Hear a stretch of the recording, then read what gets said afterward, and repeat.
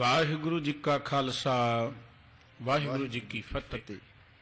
सर्व कला समर्थ सतगुरु जुगो जुग अटल जाहरा जहूर अते हाजरा हजूर साहिब श्री गुरु ग्रंथ साहिब जी की पावन पवित्र हजूरी विच सुभाईमान गुरबाणी कीर्तन सरवण करदे हां। परम पिता वाहिगुरु जी के प्यार विच जुड़ के अपने जीवन दीयां घड़ियां नूं सफल बना रहे गुरु सवारी सत्संगी जनों, वाहिगुरु जी की अपार बख्शिश हुई है जो इस सतसंगत दीयां सुभाग घड़ियां सानूं प्राप्त हुईयां ने। गुरु के कीर्तनियां ने बड़े प्यार नाल गुरबाणी का कीर्तन आप जी नूं सरवण कराया। गुरु अर्जन देव जी महाराज के ये पावन बचन कीर्तन रूप विच आप जी सरवण करे सी। प्रेम पटोला तैं सह दिता टक्कण कू पत मेरी दाना बीना साई मेंढा नानक सार न जाना तेरी। दुनियावी तौर पर इज्जत बनाने लिए आप सोचते हैं कपड़े बहुत कीमती होणगे तो इज्जत बन जाएगी, और इज्जत बनाने लिए असीं बड़े बड़े ब्रांडेड कंपनियां दे कपड़े पाउने आ, तरह तरह के कपड़े पाउने आ। कपड़े पाउणा चंगी गल है, चंगे होने चाहिए ने, साफ सुथरे होने चाहिए ने, वधिया होने चाहिए ने, पर कपड़ियां नाल इज्जत नहीं बनती। इज्जत बनती है गुणां दे नाल। सतगुरु सच्चे पातशाह जी कहते कि मेरे उस परमात्मा ने जिहड़ा दाना बीना ये दोवें फारसी दे लफ्ज़ ने। दानन दा अर्थ हुंदा है जिहड़ा ज्ञानवान होए, जिन्हों आपां ज्ञानी कहने आ। बीना दा अर्थ जिहड़ा बड़ा दूरदृष्टा होवे, दिव्य दृष्टि वाला होए, जानन वाला होवे। वो परमात्मा जिहड़ा बहुत ज्ञानवान है, जिहड़ा बड़ा दूरदृष्टि वाला परमात्मा है, उस परमात्मा ने मेरी इज्जत बनाने दे लई प्रेम पटोला तैं सह दिता टक्कण कू पत मेरी। पत मेरा इज्जत, मेरी इज्जत बनाने लई, वडियाई बनाने लई अपने दर तो प्रेम दा पटोला, पटोला कहंदे ने रेशमी बस्तर नूं।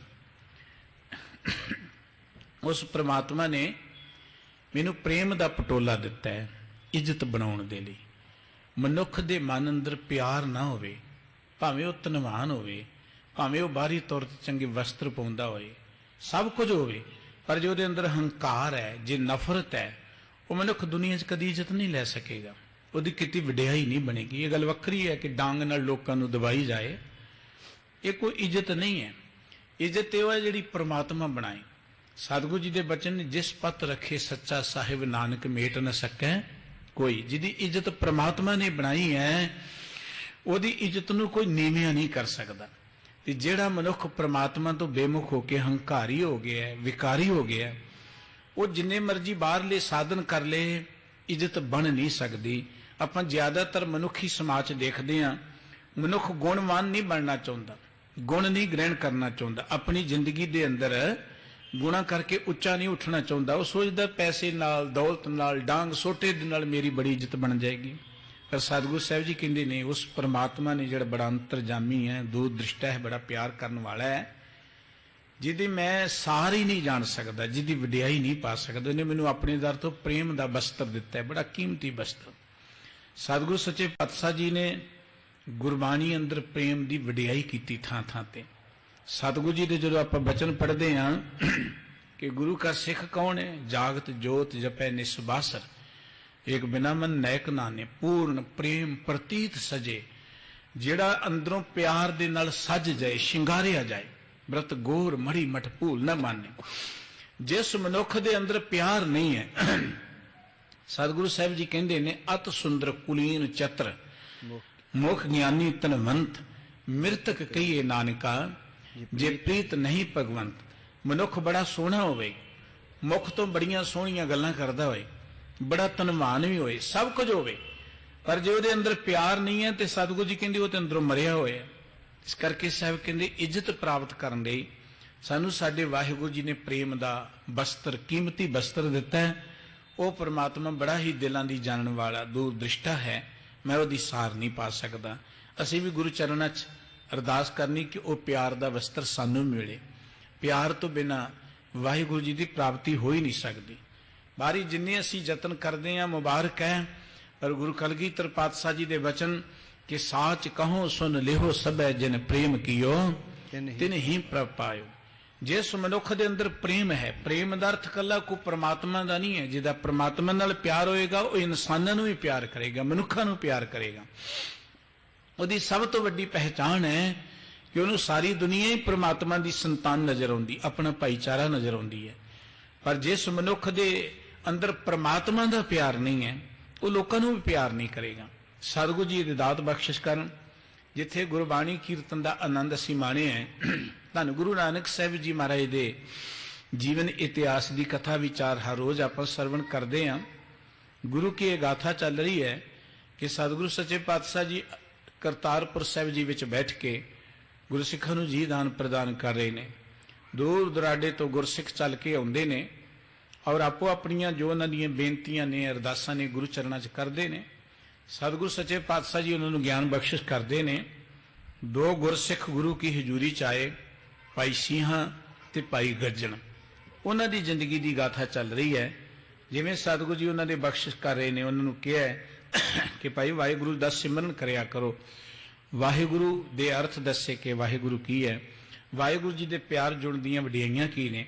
ਇਸ ਤੋਂ ਅਗਲੀ ਵਾਰਤਾ, ਜਿਵੇਂ ਉਹ ਦੋਨੋਂ ਗੁਰਸਿੱਖ ਬੜੇ ਗੁਰੂ ਕੇ ਪਿਆਰ ਸਿਦਕ ਵਿੱਚ ਆ ਗਏ ਔਰ ਗੁਰੂ ਦਾ ਭਰੋਸਾ ਜਾਂ ਪ੍ਰਮਾਤਮਾ ਦਾ ਜੋ ਭਰੋਸਾ ਹੈ ਮਨੁੱਖ ਨੂੰ ਜ਼ਿੰਦਗੀ ਅੰਦਰ ਕਿਵੇਂ ਉੱਚੀਆਂ ਉਠਾ ਦਿੰਦਾ ਹੈ। ਗੁਰਬਾਣੀ ਅੰਦਰ ਸਤਿਗੁਰੂ ਜੀ ਨੇ ਬਚਨ ਕਿ ਸਿਦਕ ਕਰ ਸਿਜਦਾ, ਮਨ ਕਰ ਮਕਸੂਦ, ਜਿਹ ਤਿਰ ਦੇਖਾਂ ਤੇ ਤਿਹ ਤਿਰ ਮੌਜੂਦ। ਪ੍ਰਮਾਤਮਾ ਦੇ ਪ੍ਰਤੀ ਸਿਦਕ ਲੈ ਆਉਣਾ, ਭਰੋਸਾ ਲੈ ਆਉਣਾ, ਇਹੀ ਪ੍ਰਮਾਤਮਾ ਨੂੰ ਸਿਜਦਾ ਹੈ। ਜੇ ਅੰਦਰ ਸਿਦਕ ਨਹੀਂ ਹੈ ਤੇ ਸਿਜਦਾ ਕਰਨ ਨਾਲ ਸਿਜਦਾ ਨਹੀਂ ਹੋਵੇਗਾ। ਸਿਦਕ ਕਰ ਸਿਜਦਾ, ਮਨ ਅੰਦਰ ਸਿਦਕ ਲੈ ਆ, ਭਰੋਸਾ ਲੈ ਆ, ਇਹੀ ਤੇਰਾ ਪ੍ਰਮਾਤਮਾ ਨੂੰ ਸਿਜਦਾ ਹੈ। ਅਸੀਂ ਰੋਜ਼ ਕਰਦੇ ਹਾਂ ਕਿ ਸਿੱਖਾਂ ਨੂੰ ਸਿੱਖੀ ਦਾਨ, ਕੇਸ ਦਾਨ, ਭਰੋਸਾ ਦਾਨ। ਇਹਨਾਂ ਦੇ ਅੰਦਰ ਗੁਰੂ ਦਾ ਕਿਵੇਂ ਸਿਦਕ ਹੈ, ਭਰੋਸਾ ਹੈ, ਇਹ ਵਾਰਤਾ ਅੱਜ ਆਪਾਂ ਨੇ ਸਰਵਣ ਕਰਨੀ। ਆਓ ਗੁਰੂ ਕੇ ਪਿਆਰ ਜੁੜਦੇ ਹਾਂ। ਇਹਨਾਂ ਗੁਰਮੁਖਾਂ ਦੀ ਅਗਲੀ ਗਾਥਾ ਸਰਵਣ ਕਰਨ ਦੇ ਲਈ ਇਕਾਗਰ ਹੋਈਏ। ਮੁਖ ਤੋਂ ਸਾਰੇ ਹੀ ਉਚਾਰਨ ਕਰੀਏ ਜੀ। ਸਤਨਾਮ ਵਾਹਿਗੁਰੂ ਸਾਹਿਬ ਜੀ। ਸ਼ੀਹੇ ਕੀ ਇੱਕ ਸੁਤਾ ਥੀ, ਕਰਨ ਲੱਗਿਓ ਤਿਸ ਵਿਆਹ। ਭਾਈ ਸੰਤੋਖ ਸਿੰਘ ਜੀ ਇਹਨਾਂ ਗੁਰਸਿੱਖਾਂ ਦੀ ਗਾਥਾ ਸੁਣਾਉਂਦਿਆਂ ਕਹਿ ਰਹੇ ਨੇ ਕਿ ਭਾਈ ਸ਼ੀਹਾਂ ਜੀ ਦੀ ਇੱਕ ਬੇਟੀ ਸੀ, ਉਹਦੇ ਵਿਆਹ ਦਾ ਸਮਾਂ ਨੇੜੇ ਆ ਗਿਆ। ਜਦੋਂ ਵਿਆਹ ਦਾ ਕਾਰਜ ਰੱਖਿਆ ਗਿਆ, ਅਸਨ ਕਰਾਇਓ ਅਨੇਕ ਬਿਦ, ਨਿਕਟ ਰਹੇ ਦਿਨ ਤਾਹੇ। ਔਰ ਕਈ ਤਰ੍ਹਾਂ ਦੇ ਪਕਵਾਨ ਤਿਆਰ ਕਰਾਏ ਗਏ, ਜਿਵੇਂ ਵਿਆਹ ਤੇ ਕਰਾਉਂਦੇ ਆ। ਉਹ ਦਿਨ ਨੇੜੇ ਆ ਗਿਆ ਜਿਸ ਵੇਲੇ ਮਦਰ ਸਨ ਕਦ ਕਰਾਏ ਆਹਾਰਾ, ਰਾਖਿਓ ਬਹੁਤ ਅਗਾਰ ਮਜਾਰਾ। ਮਦਰ ਮੈਣਾ ਮਿੱਠੇ, ਸਨਿਗਧ ਦਾ ਹੁੰਦਾ ਜਿਵੇਂ ਘਿਓ 'ਚ ਤਲ ਕੇ ਨਹੀਂ ਆਪਾਂ ਬਣਾਉਂਦੇ ਜਲੇਬੀਆਂ ਆਦਿ, ਕਿਹੋ ਜਿਹੀਆਂ ਚੀਜ਼ਾਂ ਸਨਿਗਧ ਘਿਓ ਦੇ ਵਿੱਚ ਜਿਹੜੇ ਤਰ ਭੋਜਨ ਹੁੰਦੇ ਨੇ।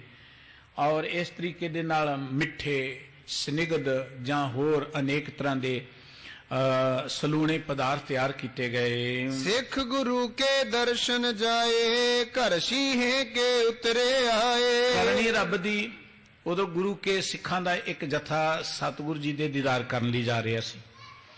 ਸਿੰਘ ਬਾਰੇ ਉਹਨਾਂ ਨੂੰ ਪਤਾ ਸੀ ਕਿ ਸਿੰਘਾਂ ਗੁਰੂ ਕਾ ਸਿੱਖ ਹੈ। ਉਹ ਜਥਾ ਇੱਥੇ ਆ ਕੇ ਠਹਿਰ ਗਿਆ, ਅਚਨਚੇਤ ਆ ਗਿਆ।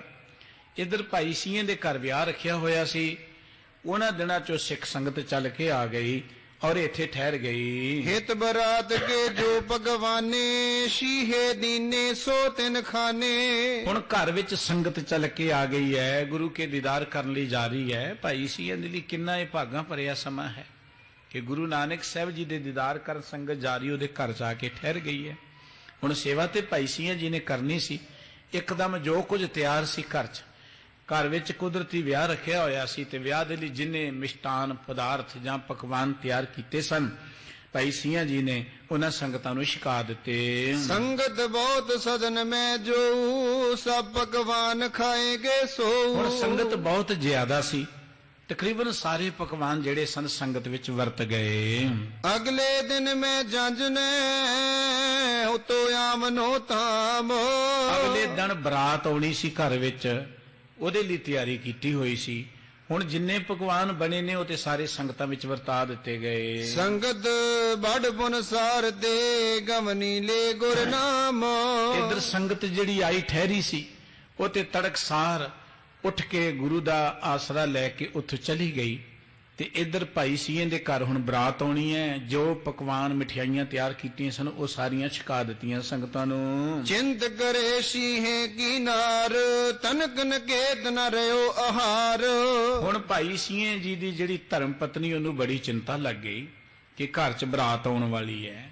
ਜੋ ਕੁਝ ਅਸੀਂ ਤਿਆਰੀ ਕੀਤੀ ਸੀ ਉਹ ਤਾਂ ਵਰਤਾ ਦਿੱਤਾ ਗਿਆ। ਹੁਣ ਆਪਾਂ ਬਰਾਤ ਦੀ ਸੇਵਾ ਕਿਵੇਂ ਕਰਾਂਗੇ, ਬਰਾਤ ਦੀ ਆਓ ਭਗਤ ਕਿਵੇਂ ਕਰਾਂਗੇ। ਆਵੇ ਅਬ ਬਰਾਤ ਕਿਆ ਖਾਈ ਤੂਰਨ ਤਿਆਰ ਹੋਤ ਕਸ ਹੁਣ ਜੇ ਨਾਹੀ। ਬਰਾਤ ਆ ਗਈ ਤੇ ਕੀ ਵਰਤਾਵਾਂਗੇ, ਕਿਉਂਕਿ ਏਡੀ ਜਲਦੀ ਤਿਆਰੀ ਤਾਂ ਹੋਣੀ ਨਹੀਂ ਹੈ। ਕਿੱਥੋਂ ਪ੍ਰਬੰਧ ਹੋਵੇਗਾ ਏਡੀ ਜਲਦੀ। ਕਿਸ ਪ੍ਰਕਾਰ ਲਾਜ ਰਹਿ ਆਵੇ ਸਗਰੇ ਜਗਤ ਨਿੰਦ ਪ੍ਰਗਟਾਵੇ। ਹੁਣ ਦੁਨਿਆਵੀ ਜੀਵ ਨੇ ਭਈ, ਆਪਾਂ ਵੀ ਸਾਰੇ ਸੋਚਦੇ ਹਾਂ ਜੇ ਘਰ 'ਚ ਵਿਆਹ ਦਾ ਕਾਰਜ ਹੈ ਤੇ ਆਏ ਪ੍ਰਾਹੁਣਿਆਂ ਦੇ ਲਈ ਖਾਣ ਪੀਣ ਲਈ ਭੋਜਨ ਪਦਾਰਥ ਤਾਂ ਚਾਹੀਦੇ ਹੀ ਨੇ। ਹੁਣ ਸੰਗਤ ਆਈ, ਸਭ ਕੁਝ ਵਰਤ ਗਿਆ। ਭਾਈ ਸੀਏ ਦੀ ਜਿਹੜੀ ਧਰਮ ਪਤਨੀ ਉਹਨੂੰ ਬਹੁਤ ਚਿੰਤਾ ਲੱਗ ਗਈ, ਕੀ ਬਣੇਗਾ, ਬਰਾਤ ਨੂੰ ਕੀ ਖਵਾਵਾਂਗੇ, ਲੋਕਾਂ 'ਚ ਆਪਾਂ ਕੀ ਦੱਸਾਂਗੇ ਵੀ ਕੀ ਹੋਇਆ ਹੈ। ਵਿਕਸ ਜਿੰਦ ਸੀਹੇ ਨਿਜ ਨਾਰੀ ਤਾਂ ਕੋ ਦੀਨ ਦਿਲਾਸੋ ਭਾਰੀ। ਭਾਈ ਸੀਆਂ ਜੀ ਨੇ ਦੇਖਿਆ ਕਿ ਇਹ ਬਹੁਤ ਚਿੰਤਾ ਵਿੱਚ ਹੈ ਮੇਰੀ ਧਰਮ ਪਤਨੀ ਜਿਹੜੀ ਹੈ। ਉਹਨੇ ਦਿਲਾਸਾ ਦਿੱਤਾ ਕਿ ਗੁਰੂ ਕੀ ਸੰਗਤ ਆਈ, ਗੁਰੂ ਕੀ ਸੰਗਤ ਨੂੰ ਅਸੀਂ ਛਕਾ ਦਿੱਤਾ ਹੈ। ਹੁਣ ਸਾਡੀ ਲਾਜ ਆਪੇ ਗੁਰੂ ਰੱਖੇਗਾ। ਜਿਸ ਗੁਰੂ ਦੇ ਬਦਲੇ ਅਸੀਂ ਇੰਨਾ ਕੁਝ ਵਰਤਾ ਦਿੱਤਾ ਹੈ, ਗੁਰੂ ਦਾ ਹੀ ਸੀ ਦਿੱਤਾ ਹੋਇਆ, ਆਪੇ ਹੁਣ ਗੁਰੂ ਜਾਣੇ, ਤੈਨੂੰ ਚਿੰਤਾ ਦੀ ਲੋੜ ਨਹੀਂ ਹੈ। ਸਤਿਗੁਰ ਆਸ ਦਰੋ ਮਨ ਮਾਹੀ ਅਬਰ ਵਿਚਾਰ ਕਰੋ ਕੋ ਨਾਹੀ। ਇਹ ਗੁਰਸਿੱਖ ਦਾ ਸਿਰਕ ਦੇਖ, ਅਸੀਂ ਗੁਰੂ ਦੇ ਲੇਖੇ ਲਗਾਇਆ ਸਭ ਕੁਝ। ਗੁਰੂ ਕੀ ਸੰਗਤ ਗੁਰੂ ਰੂਪ ਹੁੰਦੀ ਹੈ। ਹੁਣ ਜੇ ਗੁਰੂ ਘਰ 'ਚ ਚੱਲ ਕੇ ਆ ਜਾਏ ਤੇ ਕੀ ਉਹਨੂੰ ਅਸੀਂ ਭੁੱਖਿਆਂ ਤੋਰਾਂਗੇ। ਇਸ ਕਰਕੇ ਗੁਰੂ ਦਾ ਆਸਰਾ ਰੱਖ, ਗੁਰੂ ਸਾਡੀ ਲਾਜ ਰੱਖਣਗੇ, ਇੱਜ਼ਤ ਰੱਖਣਗੇ। ਰਾਖेंगे ਪ੍ਰਭ ਪੈਜ ਹਮਾਰੀ ਦਾਸ ਜਾਨ ਹੈ ਹਿਤਕਾਰੀ। ਸਤਿਗੁਰੂ ਅੰਤਰਜਾਮੀ ਨੇ, ਜਿਹੜਾ ਆਪਾਂ ਬਚਨ ਪੜ੍ਹ ਰਹੇ ਸਾਂ ਕਿ ਢੱਕਣ ਕੂ ਪਤ ਮੇਰੀ ਪ੍ਰੇਮ ਪਟੋਲਾ ਤੈਂ ਸਹਿ ਦਿੱਤਾ, ਉਹ ਸਤਿਗੁਰੂ ਜੀ ਅੰਤਰਜਾਮੀ ਨੇ ਸਾਡੀ ਇੱਜ਼ਤ ਆਪੇ ਰੱਖਣਗੇ। ਆਪਾਂ ਉਹਨਾਂ ਦੇ ਪਿਆਰ 'ਚ ਆ ਕੇ ਸਭ ਕੁਝ ਛਕਾ ਦਿੱਤਾ, ਤੈਨੂੰ ਚਿੰਤਾ ਦੀ ਲੋੜ ਨਹੀਂ ਹੈ। ਆਸ ਵਿਚਾਰ ਕਰਤਿਓ ਤੇ ਕਾਲਾ ਪਹੁੰਚੀ ਆਏ ਬਿਰਾਤ ਵਿਸਾਲਾ। ਇਹ ਸੋਚਾਂ ਕਰਦਿਆਂ ਹੋਇਆਂ ਅਜੇ ਵਿਚਾਰਾਂ ਕਰ ਰਹੇ ਨੇ ਤੇ ਬਰਾਤ ਆ ਗਈ ਹੈ। ਕਰ ਟੁਕਾਓ ਪਲ ਡੇਰਾ ਕੀਨੋ ਦੇਖ ਨਾਰ ਵੀ ਹਰਖ ਬਹੀਨੋ। ਟੁਕਾ ਹੋ ਗਿਆ ਹੈ, ਜਿਵੇਂ ਬਰਾਤ ਦਾ ਜਿੱਥੇ ਡੇਰਾ ਹੁੰਦਾ ਕਰਾ ਦਿੱਤਾ ਗਿਆ। ਪਰ ਉਹ ਭਾਈ ਸੀਏ ਦੀ ਜਿਹੜੀ ਧਰਮ ਪਤਨੀ ਉਹ ਬੜੀ ਗਮਗੀਨ ਹੈ। ਉਹਦੇ ਚਿਹਰੇ ਤੇ ਕੋਈ ਚਾਹ ਨਹੀਂ ਵਿਆਹ ਦਾ। ਉਹਨੂੰ ਤੇ ਇਹੀ ਚਿੰਤਾ ਲੱਗੀ ਕਿ ਇਹਨਾਂ ਨੂੰ ਖਵਾਵਾਂਗੇ ਕੀ, ਇੰਨੀ ਬਰਾਤ ਜਿਹੜੀ ਆਈ ਹੈ ਇਹਨਾਂ ਦੀ ਸੇਵਾ ਕਿਵੇਂ ਕਰਾਂਗੇ। ਕਹਿਣ ਲੱਗੀ ਕਿਆ ਦੇਖੋ ਆਏ ਨਰ ਬਰਾਤ ਮੈਂ ਬਹੁਤੇ ਕਹਿਣ ਆਏ। ਲੱਗੀ ਇੰਨੀ ਬਰਾਤ ਵੀ ਆ ਗਈ ਹੈ, ਘਰ ਛੱਡ ਕੇ ਹੁਣ ਖਾਣ ਪੀਣ ਲਈ ਹੈ ਕੁਝ ਨਹੀਂ ਹੈ, ਏਡੀ ਜਲਦੀ ਕਿੱਥੋਂ ਤਿਆਰੀ ਕਰਾਂਗੇ, ਇਹਨਾਂ ਨੂੰ ਕੀ ਖਵਾਵਾਂਗੇ। ਸ਼ੀਹੇ ਉਠ ਕੀਨੀ ਅਰਦਾਸ ਸਤਿਗੁਰ ਚਰਨ ਧਿਆਨ ਕਰਤਾਸ। ਅਰਦਾਸ, ਸਾਨੂੰ ਸਾਡੇ ਸਤਿਗੁਰੂ ਜੀ ਨੇ ਸਭ ਤੋਂ ਵੱਡਾ ਜੋ ਹਥਿਆਰ, ਸਭ ਤੋਂ ਵੱਡੀ ਜੋ ਸਾਡੀ ਜ਼ਿੰਦਗੀ ਦੀ ਪੂੰਜੀ ਹੈ ਉਹ ਦਿੱਤੀ ਹੈ ਅਰਦਾਸ। ਸਤਿਗੁਰੂ ਸਾਹਿਬ ਜੀ ਦਾ ਇੱਕ ਬਚਨ ਕਿ ਜੀ ਕੀ ਬਿਰਥਾ ਹੋਏ ਸੋ ਗੁਰ ਪਹਿ ਅਰਦਾਸ ਕਰ। ਅਰਦਾਸ ਕਰਨ ਲੱਗਿਆਂ ਜੇ ਮਨ ਵਿੱਚ ਸਿਦਕ ਹੈ, ਜੇ ਮਨ ਵਿੱਚ ਨਿਮਰਤਾ ਹੈ, ਜੇ ਮਨ ਵਿੱਚ ਭਰੋਸਾ ਹੈ ਜਿਹਦੇ ਅੱਗੇ ਅਰਦਾਸ ਕਰ ਰਹੇ ਹਾਂ, ਤੇ ਸਤਿਗੁਰੂ ਜੀ ਕਹਿੰਦੇ ਫਿਰ ਬਿਰਥੀ ਕਦੇ ਨਾ ਹੋਵੇ ਜਨ ਕੀ ਅਰਦਾਸ। ਅਰਦਾਸ ਆਪਾਂ ਕਰਦੇ ਹਾਂ, ਸਾਰੇ ਕਰਨੀ ਚਾਹੀਦੀ ਹੈ, ਪਰ ਜਦੋਂ ਸਿਦਕ ਦੇ ਨਾਲ ਅਸੀਂ ਅਰਦਾਸ ਕਰਾਂਗੇ ਸੱਚ ਜਾਣਨਾ, ਉਹ ਅਰਦਾਸ ਕਦੀ ਬਿਰਥਾ ਜਾਂਦੀ ਨਹੀਂ ਹੈ। ਸਿਦਕ ਦੇ ਬੇੜੇ ਪਾਰ ਹੁੰਦੇ ਨੇ। ਗੁਰਬਾਣੀ ਕਹਿੰਦੀ ਸਿਦਕ ਕਰ ਸਿਜਦਾ ਮਨ ਕਰ ਮਕਸੂਦ, ਜੇ ਤਰ ਦੇਖਾਂ ਤੇ ਧਿਰ ਮੌਜੂਦ। ਸਿਦਕ ਨਾਲ ਸਿਜਦਾ ਕਰੋ ਪ੍ਰਮਾਤਮਾ ਦੇ ਅੱਗੇ, ਜਿੱਧਰ ਦੇਖੋਗੇ ਪ੍ਰਮਾਤਮਾ ਉੱਥੇ ਹੀ ਨਜ਼ਰ ਆ ਜਾਏਗਾ। ਗੱਲ ਤਾਂ ਭਰੋਸੇ ਦੀ ਹੈ। ਆਮ ਕਹਿੰਦੇ ਸਿਦਕ ਦੇ ਬੇੜੇ ਪਾਰ ਹੁੰਦੇ ਨੇ। ਜੇ ਅੰਦਰ ਸਿਦਕ ਹੈ ਤੇ ਸਤਿਗੁਰੂ ਸਾਹਿਬ ਜੀ ਕਹਿੰਦੇ ਜ਼ਿੰਦਗੀ ਦਾ ਹਰ ਕਾਰਜ ਰਾਸ ਹੋ ਜਾਏਗਾ। ਮਨੁੱਖ ਜ਼ਿੰਦਗੀ ਅੰਦਰ ਜੋ ਚਾਹੇ ਉਹ ਬਣ ਸਕਦਾ ਹੈ। ਇਹ ਸਮਰੱਥਾ, ਇਹ ਪੋਸਿਬਿਲਿਟੀ ਮਨੁੱਖ ਦੇ ਅੰਦਰ ਹੈ। ਜੋ ਚਾਹੇ ਉਹ ਪ੍ਰਾਪਤ ਕਰ ਸਕਦਾ ਹੈ, ਪਰ ਮਸਲਾ ਹੈ ਕਿ ਉਹਦੇ ਅੰਦਰ ਭਰੋਸਾ ਕਿੰਨਾ ਕੁ ਹੈ, ਉਹਦੇ ਅੰਦਰ ਸਿਦਕ ਕਿੰਨਾ ਕੁ ਹੈ। ਸਿਦਕ ਕਾਇਮ ਕਰਨ ਲਈ ਅਸੀਂ ਸੰਗਤ ਵਿੱਚ ਆਉਂਦੇ ਹਾਂ, ਸਿਦਕ ਕਾਇਮ ਕਰਨ ਲਈ ਅਸੀਂ ਵਾਹਿਗੁਰੂ ਜੀ ਦਾ ਸਿਮਰਨ ਕਰਦੇ ਹਾਂ, ਗੁਰੂ ਕੀ ਬਾਣੀ ਪੜ੍ਹਦੇ ਹਾਂ। ਬਸ ਜਦੋਂ ਸਿਦਕ ਪੈਦਾ ਹੋ ਗਿਆ ਨਾ, ਫਿਰ ਜ਼ਿੰਦਗੀ ਜੋ ਚਾਹੋਗੇ ਉਹ ਮਿਲ ਜਾਏਗਾ। ਸਿਦਕ ਪੈਦਾ ਹੋਣਾ ਹੀ ਔਖਾ ਹੈ, ਤੇ ਜਿਨ੍ਹਾਂ ਦੇ ਮਨ 'ਚ ਸਿਦਕ ਆਪਾਂ ਦੇਖਦੇ ਹਾਂ, ਬੇਅੰਤ ਗਾਥਾਵਾਂ ਨੇ ਇਤਿਹਾਸ ਵਿੱਚ, ਧਰਮ ਦੀ ਦੁਨੀਆ ਦੇ ਅੰਦਰ ਕਿ ਜਿਨ੍ਹਾਂ ਦੇ ਮਨ ਅੰਦਰ ਪ੍ਰਮਾਤਮਾ ਦੇ ਪ੍ਰਤੀ ਭਰੋਸਾ ਹੈ, ਸਿਦਕ ਹੈ, ਪ੍ਰਮਾਤਮਾ ਆਪੇ ਸਾਰੀਆਂ ਵਿਧੀਆਂ ਬਣਾ ਦਿੰਦਾ ਹੈ। ਇੱਕ ਫਕੀਰ ਨੂੰ ਪਿਆਸ ਲੱਗੀ, ਜੰਗਲ 'ਚ ਤਪ ਕਰ ਰਿਹਾ, ਉਹਨੇ ਕਮੰਡਲ ਤੇ ਰੱਸੀ ਚੁੱਕੀ ਤੇ ਪਾਣੀ ਲੈਣ ਲਈ ਤੁਰ ਪਿਆ ਖੂਹ ਤੋਂ। ਅੱਗੇ ਇੱਕ ਹਿਰਨ ਹੈ, ਉਹ ਪਾਣੀ ਪੀ ਰਿਹਾ, ਥੱਲਿਓਂ ਪਾਣੀ ਨਿਕਲ ਰਿਹਾ ਤੇ ਪਾਣੀ ਪੀ ਰਿਹਾ। ਜਦੋਂ ਫਕੀਰ ਨੇੜੇ ਗਿਆ, ਹਿਰਨ ਭੱਜ ਗਿਆ, ਪਰ ਉਹ ਪਾਣੀ ਨਿਕਲਣਾ ਬੰਦ ਹੋ ਗਿਆ। ਫਕੀਰ ਨੇ ਇੱਕ ਰੱਬ ਨੂੰ ਉਲਾਮਾ ਦਿੱਤਾ, ਰੱਬਾ ਤੇਰੀ ਦੁਨੀਆ ਦੀ ਸਮਝ ਨਹੀਂ ਆਈ, ਰਚਨਾ ਦੀ ਸਮਝ ਨਹੀਂ ਆਈ ਕਿ ਇੱਕ ਜਾਨਵਰ ਨੂੰ ਪਿਆਸ ਲੱਗੀ ਤੇ ਪਾਣੀ ਆਪੇ ਨਿਕਲ ਰਿਹਾ ਹੈ, ਤੇ ਮੈਂ ਤੇਰੀ ਬੰਦਗੀ ਕਰਨ ਵਾਲਾ ਜਦੋਂ ਨੇੜੇ ਆਇਆ ਤੇ ਪਾਣੀ ਬੰਦ ਹੋ ਗਿਆ। ਉਹਨੂੰ ਇੱਕ ਇਲਹਾਮ ਹੋਇਆ, ਇੱਕ ਆਵਾਜ਼ ਆਈ, ਉਹ ਫਕੀਰਾ, ਉਹ ਜਾਨਵਰ ਨੂੰ ਮੇਰੇ ਤੋਂ ਬਿਨਾਂ ਭਰੋਸਾ ਹੀ ਕੋਈ ਨਹੀਂ, ਆਸਰਾ ਹੀ ਕੋਈ ਨਹੀਂ। ਹੁਣ ਤੈਨੂੰ ਆਸਰਾ ਕਮੰਡਲ ਤੇ ਹੈ, ਤੈਨੂੰ ਆਸਰਾ ਰੱਸੇ ਤੇ ਹੈ, ਕੱਢ ਲੈ ਪਾਣੀ ਫਿਰ ਕਮੰਡਲ ਦੇ ਨਾਲ। ਜਦੋਂ ਅਸੀਂ ਪ੍ਰਮਾਤਮਾ ਦੇ ਭਰੋਸੇ ਤੇ ਆ ਜਾਵਾਂਗੇ, ਜਦੋਂ ਪ੍ਰਮਾਤਮਾ ਤੇ ਸਿਦਕ ਲੈ ਆਵਾਂਗੇ, ਸੱਚ ਜਾਣਨਾ ਜ਼ਿੰਦਗੀ ਦੇ ਅੰਦਰ ਕੋਈ ਵੀ ਚੀਜ਼ ਜਿਹੜੀ ਹੈ ਉਹ ਸਾਡੀ ਪਹੁੰਚ ਤੋਂ ਬਾਹਰ ਨਹੀਂ ਰਹੇਗੀ, ਪਰ ਸਿਦਕ ਕਾਇਮ ਕਰਨੀ ਤੇ ਔਖੀ ਗੱਲ ਹੈ। ਇਸ ਕਰਕੇ ਭਾਈ ਸਿੰਘਾਂ ਜੀ ਨੇ ਦੇਖਿਆ ਬਰਾਤ ਆ ਗਈ, ਉਹਦੇ ਮਨ 'ਚ ਗੁਰੂ ਦਾ ਬੜਾ ਅਥਾਹ ਪਿਆਰ ਸੀ। ਭਾਈ ਸਿੰਘਾਂ ਦੇ ਮਨ 'ਚ, ਭਾਈ ਸਿੰਘਾਂ ਜੀ ਗੁਰੂ ਨਾਨਕ ਸਾਹਿਬ ਜੀ ਦੇ ਮੁਖੀ ਸਿੱਖਾਂ 'ਚੋਂ ਹੋਏ ਨੇ। ਇਸ ਕਰਕੇ ਭਾਈ ਸਿੰਘਾਂ ਜੀ ਉੱਠੇ, ਇਹਨਾਂ ਗੁਰੂ ਸਾਹਿਬ ਜੀ ਦੇ ਚਰਨਾਂ ਦਾ ਧਰਿਆ ਧਿਆਨ, ਅਰਦਾਸ ਕੀਤੀ ਕਿ ਸਤਿਗੁਰ ਸੱਚੇ ਪਾਤਸ਼ਾਹ ਜੀ, ਉਹ ਸੰਗਤ ਵੀ ਤੁਹਾਡੀ ਸੀ, ਇਹ ਵੀ ਸੰਗਤ ਤੁਹਾਡੀ ਹੈ, ਅਸੀਂ ਵੀ ਤੁਹਾਡੇ ਹਾਂ, ਹੁਣ ਤੁਸੀਂ ਆਪ ਹੀ ਆਪਣੇ ਸੇਵਕਾਂ ਦੇ ਕਾਰਜ ਰਾਸ ਕਰੋ ਜੀ। ਰਾਖੀ ਸਿੱਖਨ ਪੈਜ ਅਗਾਰੀ, ਚਰਨ ਕਮਲ ਹਮ ਸ਼ਰਨ ਤੁਮਾਰੀ। ਮਹਾਰਾਜ ਜੀ, ਜਿਹੜੇ ਤੁਹਾਡੇ ਪਿਆਰੇ ਨੇ ਤੁਸੀਂ ਤੇ ਉਹਨਾਂ ਦੀ ਹਮੇਸ਼ਾ ਪੈਜ ਰੱਖਦੇ ਹੋ, ਤੇ ਅਸੀਂ ਵੀ ਤੁਹਾਡੀ ਚਰਨ ਸਰਣ ਵਿੱਚ ਹਾਂ। ਸਾਨੂੰ ਤੁਹਾਡੇ ਤੋਂ ਬਿਨਾਂ ਆਸਰਾ ਕੋਈ ਨਹੀਂ ਹੈ। ਆਸ ਕੇ ਤਿਸ ਕੋਠੇ ਕੋ ਤਾਰਾ, ਖੋਲ ਬਿਲੋਕ ਆਹਾਰ ਅਪਾਰਾ। ਅਰਦਾਸ ਕਰਕੇ ਭਾਈ ਸਿੰਘਾਂ ਜੀ ਉਸ ਕੋਠੇ ਵੱਲ, ਕਮਰੇ ਵੱਲ ਗਏ ਜਿੱਥੇ ਰਾਸ਼ਨ ਪਹਿਲਾਂ ਰੱਖਿਆ ਸੀ ਔਰ ਬੰਦ ਕਰ ਦਿੱਤਾ ਸੀ, ਜਿਹਦੇ ਚੋਂ ਵਰਤਿਆ ਗਿਆ, ਬਹੁਤ ਸਾਰਾ ਰਾਸ਼ਨ ਵਰਤਿਆ ਗਿਆ, ਤਕਰੀਬਨ ਵਰਤਿਆ ਗਿਆ। ਜਿਸ ਵੇਲੇ ਉਸਨੇ ਜਾ ਕੇ ਤਾਲਾ ਖੋਲਿਆ ਹੈ, ਪਾਂਤ ਬਰਾਤ ਬਿਠਾਏ ਕੈ, ਭੋਜਨ ਬਲੇ ਖੁਆਏ। ਉਹਨੇ ਦਰਵਾਜ਼ਾ ਖੋਲਿਆ, ਦੇਖਿਆ ਕਿ ਉਹ ਤੇ ਕੋਠਾ ਉਦਾਂ ਹੀ ਪਕਵਾਨ ਨਾਲ ਭਰਿਆ ਪਿਆ ਹੈ, ਕੋਈ ਉਹਦੇ 'ਚ ਕਮੀ ਨਹੀਂ ਹੈ। ਪੰਗਤਾਂ ਬਿਠਾ ਦਿੱਤੀਆਂ ਗਈਆਂ, ਬਰਾਤ ਨੂੰ ਭੋਜਨ ਪਾਣੀ ਛਕਾਇਆ ਗਿਆ ਹੈ। ਅਤ ਸੁੰਦਰ ਬਹੁ ਸਵਾਦ ਜੇ, ਹਰਖਤ ਰਹੇ ਅਗਾਏ। ਔਰ ਬੜਾ ਸਵਾਦਲੇ ਭੋਜਨ ਸਾਰਿਆਂ ਨੇ ਛਕੇ ਹਨ ਤੇ ਬੜੇ ਪ੍ਰਸੰਨ ਹੋਏ ਹਨ। ਪੰਜ ਦਿਵਸ ਕਰ ਰਾਖੀ ਸੋਈ, ਟੋਟ ਅਸਨ ਕੀ ਹੋਏ ਨ ਕੋਈ। 5 ਦਿਨ ਬਰਾਤ ਰਹੀ ਹੈ। ਭਾਈ ਸਾਹਿਬ ਕਹਿੰਦੇ ਕੋਈ ਭੋਜਨ ਦੀ ਤੋਟ ਨਹੀਂ ਰਹੀ। ਔਰ ਇਹ ਸੀ ਭਾਈ ਸਿੰਘਾਂ ਦੇ ਮਨ ਦਾ ਸਿਦਕ ਭਰੋਸਾ, ਜਿਹਦੇ ਮਨ 'ਚ ਗੁਰੂ ਦੇ, ਪ੍ਰਭੂ ਦੇ ਪ੍ਰਤੀ ਭਰੋਸਾ ਹੁੰਦਾ ਹੈ। ਗੁਰਬਾਣੀ ਵਿੱਚ ਬੇਅੰਤ ਗਾਥਾਵਾਂ ਨੇ। ਬਾਬਾ ਨਾਮਦੇਵ ਸਾਹਿਬ ਜੀ ਦੀ ਇੱਕ ਬੜੀ ਪਿਆਰੀ ਗਾਥਾ ਹੁੰਦੀ ਹੈ, ਪਾੜ ਪੜੋਸਣ ਪੂਛ ਲੈ ਨਾਮਾ, ਕਾ ਪਹਿਛਾਨ ਸ਼ਵਾਈ ਹੋ, ਤੋ ਪੈ ਦੁਗੜੀ ਮਜੂਰੀ ਦੇ ਹੋ, ਮੋਕੋ ਬੇਡੀ ਦੇਹੋ ਬਤਾਈ ਹੋ, ਰੇ ਭਾਈ ਬੇਡੀ ਦੇਨ न ਜਾਈ, हमरो बेडी रहो समाई। और बाबा नामदेव जी की शन जिहड़ी है वो पुरानी हो गई जां टठ गई, ते बाबा नामदेव जी की शन जिहड़ी सी गुरु प्यार वालियां ने इवें कह लो विच संगत हर पर वसे जी बना दिती, बड़ी सुंदर रातों रात बड़ी सोहनी शन बना दिती। हुण गवांढण पुछदी है कि शन बनाउण वाला कारीगर किहड़ा है, वो कारीगर दा पता दस। ते बाबा नामदेव जी कहंदे वो जिहड़ा कारीगर ना हमरो बेडी रहे हो समाई, वो साडा कारीगर तो सारे थावां ते समाया होया है, वो परमात्मा कारीगर है, ये कारज परमात्मा ने रास कीता है। ते परमात्मा अपने प्यारियां दी हमेशा पैज रखदा है। सिर्फ उहदे प्रति साडे मन च सिदक दी लोड़ है, भरोसे दी लोड़ है। भाई साहब जी ने अरदास कीती, गुरु साहब जी ने पैज रखी, 5 दिन बरात रही, किसी चीज की कमी ना आई। बहु बेद के पकवान जमाए, खाए जनेती और हर खाए। इस तरह के पकवान जेड़े सानू वरताए गए, बरातियां ने छके बड़े प्रसन्न हुए हन।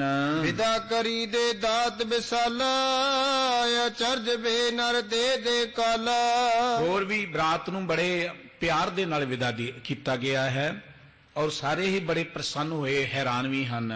सब मिलके तब इस बिद भाखी, गुरु पैज निज सिखन राखी। सारे मिल के ये गल कहंदे भी ये ते गुरु दी कलाई वरती है, कोई ये ते गुरु ने पैज रखी है अपने सिख दी। भी इन्नी बरात आ गई, 5 दिन रही है, कल इन्नी संगत आ गई है, उन्होंने भी किन्ने खुले पकवान वरताए ने। अज बरात आ गई है, 5 दिन रही है, इत्थे कमी कोई नहीं आई। ये गुरु दी बख्शिश है। ਜਿੱਥੇ ਗੁਰੂ ਦਾ ਮਿਹਰ ਭਰਿਆ ਹੱਥ ਹੋ ਜਾਏ ਉੱਥੇ ਕੋਈ ਕਮੀ ਨਹੀਂ ਹੁੰਦੀ। ਸਾਰੇ ਹੈਰਾਨ ਹਨ ਇਸ ਗੱਲ ਨੂੰ ਦੇਖ ਕੇ। ਅਦਕ ਨਰਨ ਕੋ ਸ਼ਰਦਾ ਭਈ ਬਹੁ ਭਗਤ ਜਗ ਮਹਿ ਪ੍ਰਗਟਈ। ਹੋਰ ਬੇਅੰਤ ਲੋਕਾਂ ਨੂੰ ਗੁਰੂ ਸਾਹਿਬ ਜੀ ਦੇ ਪ੍ਰਤੀ ਸ਼ਰਧਾ ਬਣ ਗਈ, ਭਾਵਨਾ ਪ੍ਰਗਟ ਹੋ ਗਈ। ਦੇਖੋ ਭਾਈ ਸ਼ੀਂਹ ਦੀ ਭਾਉ ਭਗਤੀ ਨੂੰ ਕਿੱਡੇ ਵੱਡੇ ਭਾਗ ਲੱਗੇ ਹਨ। ਉਹਨੇ ਇੱਕ ਦਿਨ ਬੈਠੇ ਗੁਣ ਖਾਨੀ ਕਰੁਣਾ ਲੋਚਨ ਬਿਖੈ ਮਹਾਨੀ। ਇੱਕ ਦਿਨ ਦੀ ਗੱਲ ਹੈ, ਧੰਨ ਗੁਰੂ ਨਾਨਕ ਸਾਹਿਬ ਜੀ ਮਹਾਰਾਜ ਜਿਹੜੇ ਦਇਆ ਦੇ ਤਰਸ ਦੇ ਘਰ ਨੇ ਬੈਠੇ ਨੇ। ਕਰੁਣਾ ਲੋਚਨ ਵਿਖੇ ਮਹਾਨੀ, ਕਰੁਣਾ ਕਹਿੰਦੇ ਨੇ ਜਿਹਨੂੰ ਦਇਆ ਤਰਸ ਕਹਿੰਦੇ ਆ। ਸਤਿਗੁਰੂ ਜੀ ਦੇ ਨੇਤਰਾਂ ਦੇ ਵਿੱਚ ਮਨੁੱਖਤਾ ਦੇ ਪ੍ਰਤੀ ਤਰਸ ਬੜਾ ਹੈ, ਪਿਆਰ ਬੜਾ ਹੈ। ਫਿਰਣਾ ਖੈਰਾ ਜੋਧ ਦੋਏ ਜਗਿਆ ਸਾ ਧਰਿਆਸ। ਭਾਈ ਫਿਰਣਾ ਤੇ ਭਾਈ ਖਹਿਰਾ ਤੇ ਜੋਧ ਦੋ ਜਗਿਆਸੂ ਗੁਰੂ ਕੇ ਹਜ਼ੂਰੀ ਚ ਆਏ ਹਨ। ਆਏ ਬਰੇ ਪਾਇਨ ਪਦਮ ਪੁਨ ਬੈਠੇ ਪ੍ਰਭ ਪਾਸ। ਭਾਈ ਫਿਰਣਾ ਜਿਹੜਾ ਖਹਿਰਾ ਗੋਤ ਨਾਲ ਸੰਬੰਧ ਸੀ, ਭਾਈ ਜੋਧ, ਇਹ ਦੋਵੇਂ ਆਏ ਗੁਰੂ ਚਰਨਾਂ ਚ ਆ ਕੇ ਬੇਨਤੀ ਕੀਤੀ ਹੈ, ਬੈਠ ਗਏ ਹਨ। ਹਾਥ ਬੰਦੇ ਅਰਦਾਸ ਉਚਾਰੀ ਹਮ ਆਏ ਅਬ ਸ਼ਰਨ ਤੁਮਾਰੀ। ਹੱਥ ਜੋੜ ਕੇ ਅਰਦਾਸ ਬੇਨਤੀ ਕੀਤੀ, ਸਤਿਗੁਰੂ ਜੀਓ ਤੁਹਾਡੀ ਚਰਨ ਸ਼ਰਨ ਵਿੱਚ ਅਸੀਂ ਆਏ ਹਾਂ। ਨਿਜ ਉਪਦੇਸ਼ ਕਰੋ ਬਖਿਆਨਾ ਜਿਸ ਪ੍ਰਕਾਰ ਹੈ ਹਮ ਕਲਿਆਣਾ। ਸਾਨੂੰ ਉਪਦੇਸ਼ ਦਿਓ ਕਿ ਸਾਡੀ ਕਲਿਆਣ ਹੋ ਜਾਏ। ਕਲਿਆਣ ਦਾ ਅਰਥ ਹੁੰਦਾ ਹੈ ਦੁੱਖਾਂ ਤੋਂ ਮੁਕਤੀ ਹੋ ਜਾਏ, ਅਸੀਂ ਦੁਨੀਆ ਦੇ ਵਿੱਚ ਦੁੱਖਾਂ ਤੋਂ ਪਾਰ ਉਤਾਰਾ ਹੋ ਜਾਏ, ਸਾਡਾ ਕਲਿਆਣ ਹੋ ਜਾਏ। ਸਿੱਖੀ ਪ੍ਰਾਪਤ ਮਨ ਮੈਂ ਹੋਵੇ ਭੋਰ ਨ ਕਬਹੂ ਕਾਲ ਬਿਗੋਵੇ। ਸਾਨੂੰ ਸਿੱਖੀ ਮਿਲ ਜਾਏ, ਸਿੱਖੀ ਨੂੰ ਅਸੀਂ ਪ੍ਰਾਪਤ ਹੋ ਜਾਈਏ। ਸਿੱਖੀ ਕਿੰਨੀ ਮਹਾਨ ਹੈ। ਅਸੀਂ ਰੋਜ਼ ਅਰਦਾਸ ਕਰਦੇ ਸਿੱਖਾਂ ਨੂੰ ਸਿੱਖੀ ਦਾਨ। ਅਕਾਲ ਪੁਰਖ ਵਾਹਿਗੁਰੂ ਜੀ ਦੇ ਹੁਕਮ ਅਨੁਸਾਰ ਗੁਰੂ ਨਾਨਕ ਸਾਹਿਬ ਜੀ ਨੇ ਜੋ ਜੀਵਨ ਜਾਚ ਦਿੱਤੀ ਹੈ, ਉਸ ਜੀਵਨ ਜਾਚ ਦੀ ਰਹੁ ਰੀਤ ਨੂੰ ਅਸੀਂ ਕਹਿੰਦੇ ਹਾਂ ਸਿੱਖੀ। ਤੇ ਜਿਹੜਾ ਉਸ ਜੀਵਨ ਰਹੁ ਰੀਤ ਨੂੰ ਧਾਰਨ ਕਰਦਾ ਹੈ ਉਹਨੂੰ ਕਿਹਾ ਜਾਂਦਾ ਹੈ ਸਿੱਖ। ਸਿੱਖੀ ਕਿੰਨੀ ਮਹਾਨ ਹੈ। ਕਦੀ ਗੁਰੂ ਕੀ ਬਾਣੀ ਪੜੋ ਨਾ, ਸਤਿਗੁਰੂ ਸਾਹਿਬ ਜੀ ਗੁਰੂ ਰਾਮਦਾਸ ਜੀ ਨੇ ਬੜੇ ਪਿਆਰੇ ਬਚਨ ਕਹੇ। ਧੰਨ ਧੰਨ ਭਾਗਤ ਨ ਭਗਤ ਜਨਾ ਹਰ ਨਾਮਾ ਹਰ ਮੁਖ ਕਹਤੇ ਆ। ਧੰਨ ਧੰਨ ਭਾਗਤ ਨ ਸੰਤ ਜਨ ਹਰ ਜਸ ਸਰਵਣੀ ਸੁਣਤੇ ਆ। ਅਖੀਰ ਤੇ ਇੱਕ ਗੱਲ ਕਹੀ ਹੈ, ਸਭ ਤੋਂ ਵੱਡੇ ਭਾਗ ਗੁਰਸਿੱਖਾਂ ਕੇ ਜੇ ਗੁਰ ਚਰਨੀ ਸਿੱਖ ਪੜ੍ਹਤੇ ਆ। ਸਿੱਖੀ ਕਿੰਨੀ ਮਹਾਨ ਹੈ। ਭਾਈ ਮੰਝ ਗੁਰੂ ਕੇ ਬੜੇ ਮਹਾਨ ਸਿੱਖ ਹੋਏ ਨੇ। ਸਖੀ ਸਰਵਰ ਦੇ ਉਪਾਸ਼ਕ ਸਨ, ਇਲਾਕੇ 'ਚ ਚੌਧਰੀ ਵੀ ਸਨ, ਬੜੀ ਵੱਡੀ ਵਡਿਆਈ ਸੀ ਉਹਨਾਂ ਦੀ। ਇੱਕ ਵਾਰੀ ਆਉਂਦੇ ਉਹਨੇ ਅੰਮ੍ਰਿਤਸਰ ਚਲੇ ਗਏ, ਅੰਮ੍ਰਿਤਸਰ ਦਾ ਮਾਹੌਲ ਦੇਖਿਆ। ਅੰਮ੍ਰਿਤਸਰ ਐਸ ਪਲੈਨਟ ਤੇ ਸਭ ਤੋਂ ਮਹਾਨ ਪਵਿੱਤਰ ਸਥਾਨ ਜਿਹੜਾ ਮਨੁੱਖ ਦੀ ਰੂਹ ਨੂੰ ਟੁੰਬਦਾ ਹੈ। ਇਹ ਗੱਲ ਵੱਖਰੀ ਹੈ ਕਿ ਜਿਨ੍ਹਾਂ ਦੇ ਮਨਾਂ 'ਚ ਫਿਰਕਾ ਪ੍ਰਸਤੀ ਹੈ, ਜਿਨ੍ਹਾਂ ਦੇ ਅੰਦਰ ਨਫ਼ਰਤ ਭਰੀ ਹੈ, ਉਹ ਕਿਸ ਨਿਗਾਹ ਨਾਲ ਉਹਨੂੰ ਦੇਖਦੇ ਨੇ। ਉਹਨਾਂ ਨਾਲ ਸਾਡਾ ਕੋਈ ਵਾਸਤਾ ਨਹੀਂ ਜਾਂ ਕੋਈ ਅਸੀਂ ਉਹਨਾਂ ਨਾਲ ਬਹਿਸ ਨਹੀਂ ਕਰਦੇ। ਪਰ ਸ੍ਰੀ ਅੰਮ੍ਰਿਤਸਰ ਦਰਬਾਰ ਸਾਹਿਬ ਉਹ ਪਵਿੱਤਰ ਸਥਾਨ ਹੈ ਕਿ ਮਨੁੱਖ ਦੁਨਿਆਵੀ ਦੁੱਖਾਂ 'ਚ ਤੜਫਦਾ ਹੋਇਆ ਇੱਕ ਵਾਰੀ ਪਿਆਰ ਨਾਲ ਪਵਿੱਤਰ ਦਿਨ ਨਾਲ ਉਸ ਸਥਾਨ ਤੇ ਚਲਿਆ ਜਾਏ ਤੇ ਮਨ ਨੂੰ ਠੰਡ ਮਿਲਦੀ ਹੈ, ਮਨ ਟਿਕ ਜਾਂਦਾ ਹੈ। ਸਤਿਗੁਰੂ ਜੀ ਨੇ ਇਹਨਾਂ ਮਹਾਨ ਪਵਿੱਤਰ ਸਥਾਨ ਬਣਾਏ। ਭਾਈ ਮੰਝ ਜੀ ਆ ਕੇ ਇਸ ਸਥਾਨ ਤੇ ਦਰਸ਼ਨ ਕੀਤੇ, ਉਹਨਾਂ ਦੇ ਮਨ ਤੇ ਬਹੁਤ ਪ੍ਰਭਾਵ ਪਿਆ, ਬਹੁਤ ਪਿਆ। ਗੁਰੂ ਕੀ ਬਾਣੀ ਸੁਣੀ, ਮਨ ਗਦਗਦ ਹੋ ਗਿਆ। ਗੁਰੂ ਕੇ ਲੰਗਰ 'ਚ ਗਏ, ਕਿੰਨਾ ਪਿਆਰ ਮਿਲ ਰਿਹਾ। ਇਹ ਸਾਨੂੰ ਬੜੀਆਂ ਮਹਾਨ ਦਾਤਾਂ ਦਿੱਤੀਆਂ ਗੁਰੂ ਸਾਹਿਬਾਨ ਨੇ, ਮਹਾਨ ਦਾਤਾਂ। ਕਦੀ ਬੈਠ ਕੇ ਗੌਰ ਕਰਿਆ ਕਰੋ। ਵੱਡੇ ਵੱਡੇ ਧਰਮ ਸਥਾਨਾਂ ਤੇ ਚਲੇ ਜਾਓ ਤੁਸੀਂ। ਕੱਲ ਦੀ ਇੱਕ ਘਟਨਾ ਹੈ 2-4 ਦਿਨ ਪਹਿਲਾਂ ਦੀ। ਇੱਕ ਬੱਚਾ ਮੁਸਲਮਾਨ ਪਾਣੀ ਪੀਣ ਲਈ ਚਲ ਗਿਆ ਇੱਕ ਮੰਦਿਰ ਦੇ ਅੰਦਰ, ਉਹਨੂੰ ਕੁੱਟ-ਕੁੱਟ ਕੇ ਉਹਦੇ ਲੀਲ ਪਾ ਦਿੱਤੇ। ਧਰਮ ਮੰਦਿਰ ਅੰਦਰ ਪਾਣੀ ਪੀਣ ਗਏ ਨੂੰ ਕੁੱਟਿਆ ਗਿਆ। ਇਹ ਮੰਦਿਰ, ਇਹ ਕੋਈ ਧਰਮ ਹੈ? ਸ੍ਰੀ ਦਰਬਾਰ ਸਾਹਿਬ ਉਹ ਸਥਾਨ ਹੈ ਜਾਂ ਗੁਰੂ ਕਾ ਘਰ ਉਹ ਸਥਾਨ ਹੈ ਜਿੱਥੇ ਖੱਤਰੀ ਬ੍ਰਾਹਮਣ ਸ਼ੂਦਰ ਵੈਸ ਉਪਦੇਸ਼ ਚੋਂ ਵਰਣਾ ਕੋ ਸਾਂਝਾ। ਪ੍ਰਸਾਦਾ ਛਕਿਆ ਭਾਈ ਮੰਝ ਜੀ ਨੇ, ਪੰਗਤ ਵਿੱਚ ਬੈਠ ਕੇ ਗਦਗਦ ਹੋ ਗਿਆ। ਇੰਨਾ ਪਿਆਰ, ਇਹਨੇ ਚਾਹ ਦੇ ਨਾਲ ਲੰਗਰ ਵਰਤਾਇਆ ਜਾ ਰਿਹਾ। ਅੱਜ ਤੋਂ ਕੁਝ ਸਾਲ ਪਹਿਲਾਂ ਇੱਕ ਸਾਊਥ ਦਾ ਪਰਿਵਾਰ ਆਇਆ ਇੱਥੇ, ਗੁਰੂ ਰਾਮਦਾਸ ਸਾਹਿਬ ਜੀ ਦੇ ਪਵਿੱਤਰ ਲੰਗਰ ਵਿੱਚ ਬੈਠ ਕੇ ਲੰਗਰ ਛਕ ਰਹੇ ਨੇ। ਉਹਨਾਂ 'ਚ ਇੱਕ ਬੀਬੀ ਬੈਠੀ ਹੈ, ਨਾਲੇ ਲੰਗਰ ਛਕ ਰਹੀ, ਨਾਲੇ ਉਹਦੀਆਂ ਅੱਖਾਂ ਤੋਂ ਪਾਣੀ ਵਗ ਰਿਹਾ। ਜਿਹੜਾ ਨੌਜਵਾਨ ਲੰਗਰ ਵਰਤਾ ਰਹੇ ਸੀ ਉਹਨੇ ਪੁੱਛਿਆ, ਬੀਬਾ ਇੱਥੇ ਆ ਕੇ ਦੁਨੀਆ ਖੁਸ਼ ਹੁੰਦੀ, ਤੂੰ ਰੋ ਰਹੀ ਹੈ? ਤੇ ਉਹਨੇ ਇੱਕ ਗੱਲ ਦੱਸੀ ਜਿਹੜੀ ਬੜੀ ਭਾਵਪੂਰ ਸੀ। ਕਹਿਣ ਲੱਗੀ, ਮੈਂ ਰੋ ਰਹੀ ਹਾਂ, ਖੁਸ਼ੀ ਦਾ ਰੋਣਾ ਹੈ। ਆ ਜਿਹੜਾ ਪਰਿਵਾਰ ਮੇਰੇ ਨਾਲ ਬੈਠਾ ਨਾ, ਮੈਂ ਇਹਨਾਂ ਦੀ ਨੌਕਰ ਹਾਂ, ਮੇਡ ਹਾਂ ਇਹਨਾਂ ਦੀ। मैं इन्हां दी रोटी रोज़ तैयार करदी हाँ, इन्हां नूं पहलां छकाउणी आ, बाद जिहड़ा बच जांदा वक्खरी जी नीवें थां हो के बैठ के खा लैनी आ। मैं रोज़ इस रही हाँ कि अज मैं इन्हां दे विच बैठ के बराबर खा रही, जो ये खा रहे ने बराबर खा रही है। कितनी वड्डी वडियाई मैनूं मिली है। ये गुरु दा घर है। 100 दुनिया च ईरखा रखण वाले बैठे ने बड़े, ਜਿਹੜੇ ਕਦੀ ਕਹਿੰਦੇ ਜਿਹਨੂੰ ਵਿਸ਼ਨੂੰ ਦਾ ਹੀ ਮੰਦਿਰ ਬਣਾ ਦਾਂਗੇ, ਵਿਸ਼ਨੂੰ ਜੋ ਮਰਜ਼ੀ ਕਰੀ ਜਾਣ, ਲੇਕਿਨ ਜੋ ਸਿਧਾਂਤ ਗੁਰੂ ਨਾਨਕ ਸਾਹਿਬ ਜੀ ਨੇ ਦਿੱਤਾ ਹੈ ਨਾ, ਉਹਨੂੰ ਕੋਈ ਢਾਹ ਨਹੀਂ ਲਾ ਸਕਦਾ। ਜੇ ਸਾਡੀ ਉਹਦੇ ਪ੍ਰਤੀ ਆਸਥਾ ਹੋਏ, ਕੋਈ ਢਾਹ ਨਹੀਂ ਲਾ ਸਕਦਾ। ਢਾਹ ਜਦੋਂ ਲਾਉਣੀ ਅਸੀਂ ਆਪਣਿਆਂ ਨਹੀਂ ਲਾਉਣੀ ਹੈ, ਸਾਡਾ ਭਰੋਸਾ ਹੋਣਾ ਚਾਹੀਦਾ। ਭਾਈ ਮੰਝ ਜੀ ਨੇ ਇੱਥੇ ਪ੍ਰਸ਼ਾਦਾ ਛਕਿਆ, ਗੁਰੂ ਕੀ ਬਾਣੀ ਸੁਣੀ, ਗੁਰੂ ਕੀ ਸੰਗਤਾਂ ਨੂੰ ਦੇਖਿਆ, ਸ੍ਰੀ ਹਰਿਮੰਦਰ ਸਾਹਿਬ ਜੀ ਦਾ ਮਾਹੌਲ ਦੇਖਿਆ, ਪ੍ਰਭਾਵਿਤ ਹੋ ਗਏ, ਉਹਨਾਂ ਦਾ ਮਨ ਖਿੱਚਿਆ ਗਿਆ। सतगुरु गुरु अर्जन देव जी महाराज के कोल जाके पता की बेनती की, महाराज जी मोको सिखी देहो महानी, ये महान सिखी मैनू भी दे दियो। जिस सिखी नूं धारण करके ना कोई बैरी नहीं बेगाना रह जाता है, कोई बेगाना नहीं रहिंदा, कोई वैरी नहीं रहिंदा। जिस सिखी नूं धारण करके सारी दुनिया अपनी नजर आउंदी है, जिस सिखी नूं धारण करके मनुख दुखां तो उच्चा उठ जाता है, मोको सिखी देहो महानी, वो सिखी दी दात मैनू भी दे दियो। ਤੇ ਸਤਿਗੁਰੂ ਜੀ ਨੇ ਗੱਲ ਕੀ, ਉਹ ਭਾਈ ਮੰਝ ਸਿੱਖੀ ਤੇ ਸਿੱਖੀ ਨਹੀਂ ਟਿਕਦੀ ਹੁੰਦੀ, ਤੂੰ ਤੇ ਹੋਰ ਹੀ ਢੋਲ ਵਜਾਉਂਦਾ ਫਿਰਦਾ, ਕਿਤੇ ਹੋਰ ਹੀ ਜਾ ਕੇ ਤੂੰ ਮੱਥੇ ਟੇਕਦਾ ਫਿਰਦਾ। ਭਾਈ ਮੰਝ ਆਪਣੇ ਪਿੰਡ ਗਿਆ, ਉਹ ਜਿਹੜੀ ਸਖੀ ਸਰਵਰ ਦੀ ਜਗ੍ਹਾ ਸੀ ਢਾਈ, ਸਭ ਕੋ ਨੇ ਢਾਹ ਢੂ ਕੇ ਇੱਧਰ ਉੱਧਰ ਕਰਕੇ ਫਿਰ ਗੁਰੂ ਦੀ ਹਜ਼ੂਰੀ ਚ ਆ ਗਿਆ, ਮੈਨੂੰ ਆਪਣੀ ਸਿੱਖੀ ਦਿਓ। ਗੁਰੂ ਕੀ ਹਜ਼ੂਰੀ ਸੇਵਾ ਕੀਤੀ। ਆਪ ਗਾਥਾ ਜਾਣਦੇ ਹੋ, ਸੇਵਾ ਕਰਦੇ ਆ, ਇੱਕਦਮ ਲੱਕਣਾ ਲਿਆ ਰਿਹਾ, ਖੂਹ ਚ ਡਿੱਗ ਪਿਆ, ਸਤਿਗੁਰੂ ਜੀ ਉਹਨੂੰ ਕੱਢਣ ਲਈ ਪਹੁੰਚੇ ਨੇ। ਸਤਿਗੁਰੂ ਜੀ ਕਹਿੰਦੇ ਭਾਈ ਮੰਝ ਲੱਕੜਾਂ ਸੁੱਟ ਦੇ, ਬਾਹਰ ਆ ਜਾ। ਤੇ ਭਾਈ ਮੰਝ ਕਹਿਣ ਲੱਗਾ ਮੈਂ ਤੇ ਪਾਣੀ 'ਚ ਖੜਾ, ਕੁਝ ਵਿਗੜਨਾ, ਲੱਕੜਾਂ ਗਿੱਲੀਆਂ ਹੋ ਜਾਣਗੀਆਂ, ਪਹਿਲਾਂ ਹੀ ਕੱਢ ਲਓ। ਭਾਈ ਮੰਝ ਨੂੰ ਬਾਹਰ ਕੱਢ ਕੇ ਸਤਿਗੁਰੂ ਜੀ ਕਹਿੰਦੇ ਭਾਈ ਮੰਝ ਮੰਗ ਲੈ ਕੀ ਚਾਹੀਦਾ। ਤੇ ਭਾਈ ਮੰਝ ਨੇ ਕੋਈ ਗੱਲ ਕੀ, ਮੋਕੋ ਸਿੱਖੀ ਦਿਓ ਮਹਾਨੀ, ਮੈਨੂੰ ਸਿੱਖੀ ਦੀ ਦਾਤ ਦੇ ਦਿਓ। ਸਿੱਖੀ ਦੇ ਬਦਲੇ ਭਾਈ ਮੰਝ ਨੇ ਆਪਣੀ ਚੌਧਰ ਛੱਡ ਦਿੱਤੀ।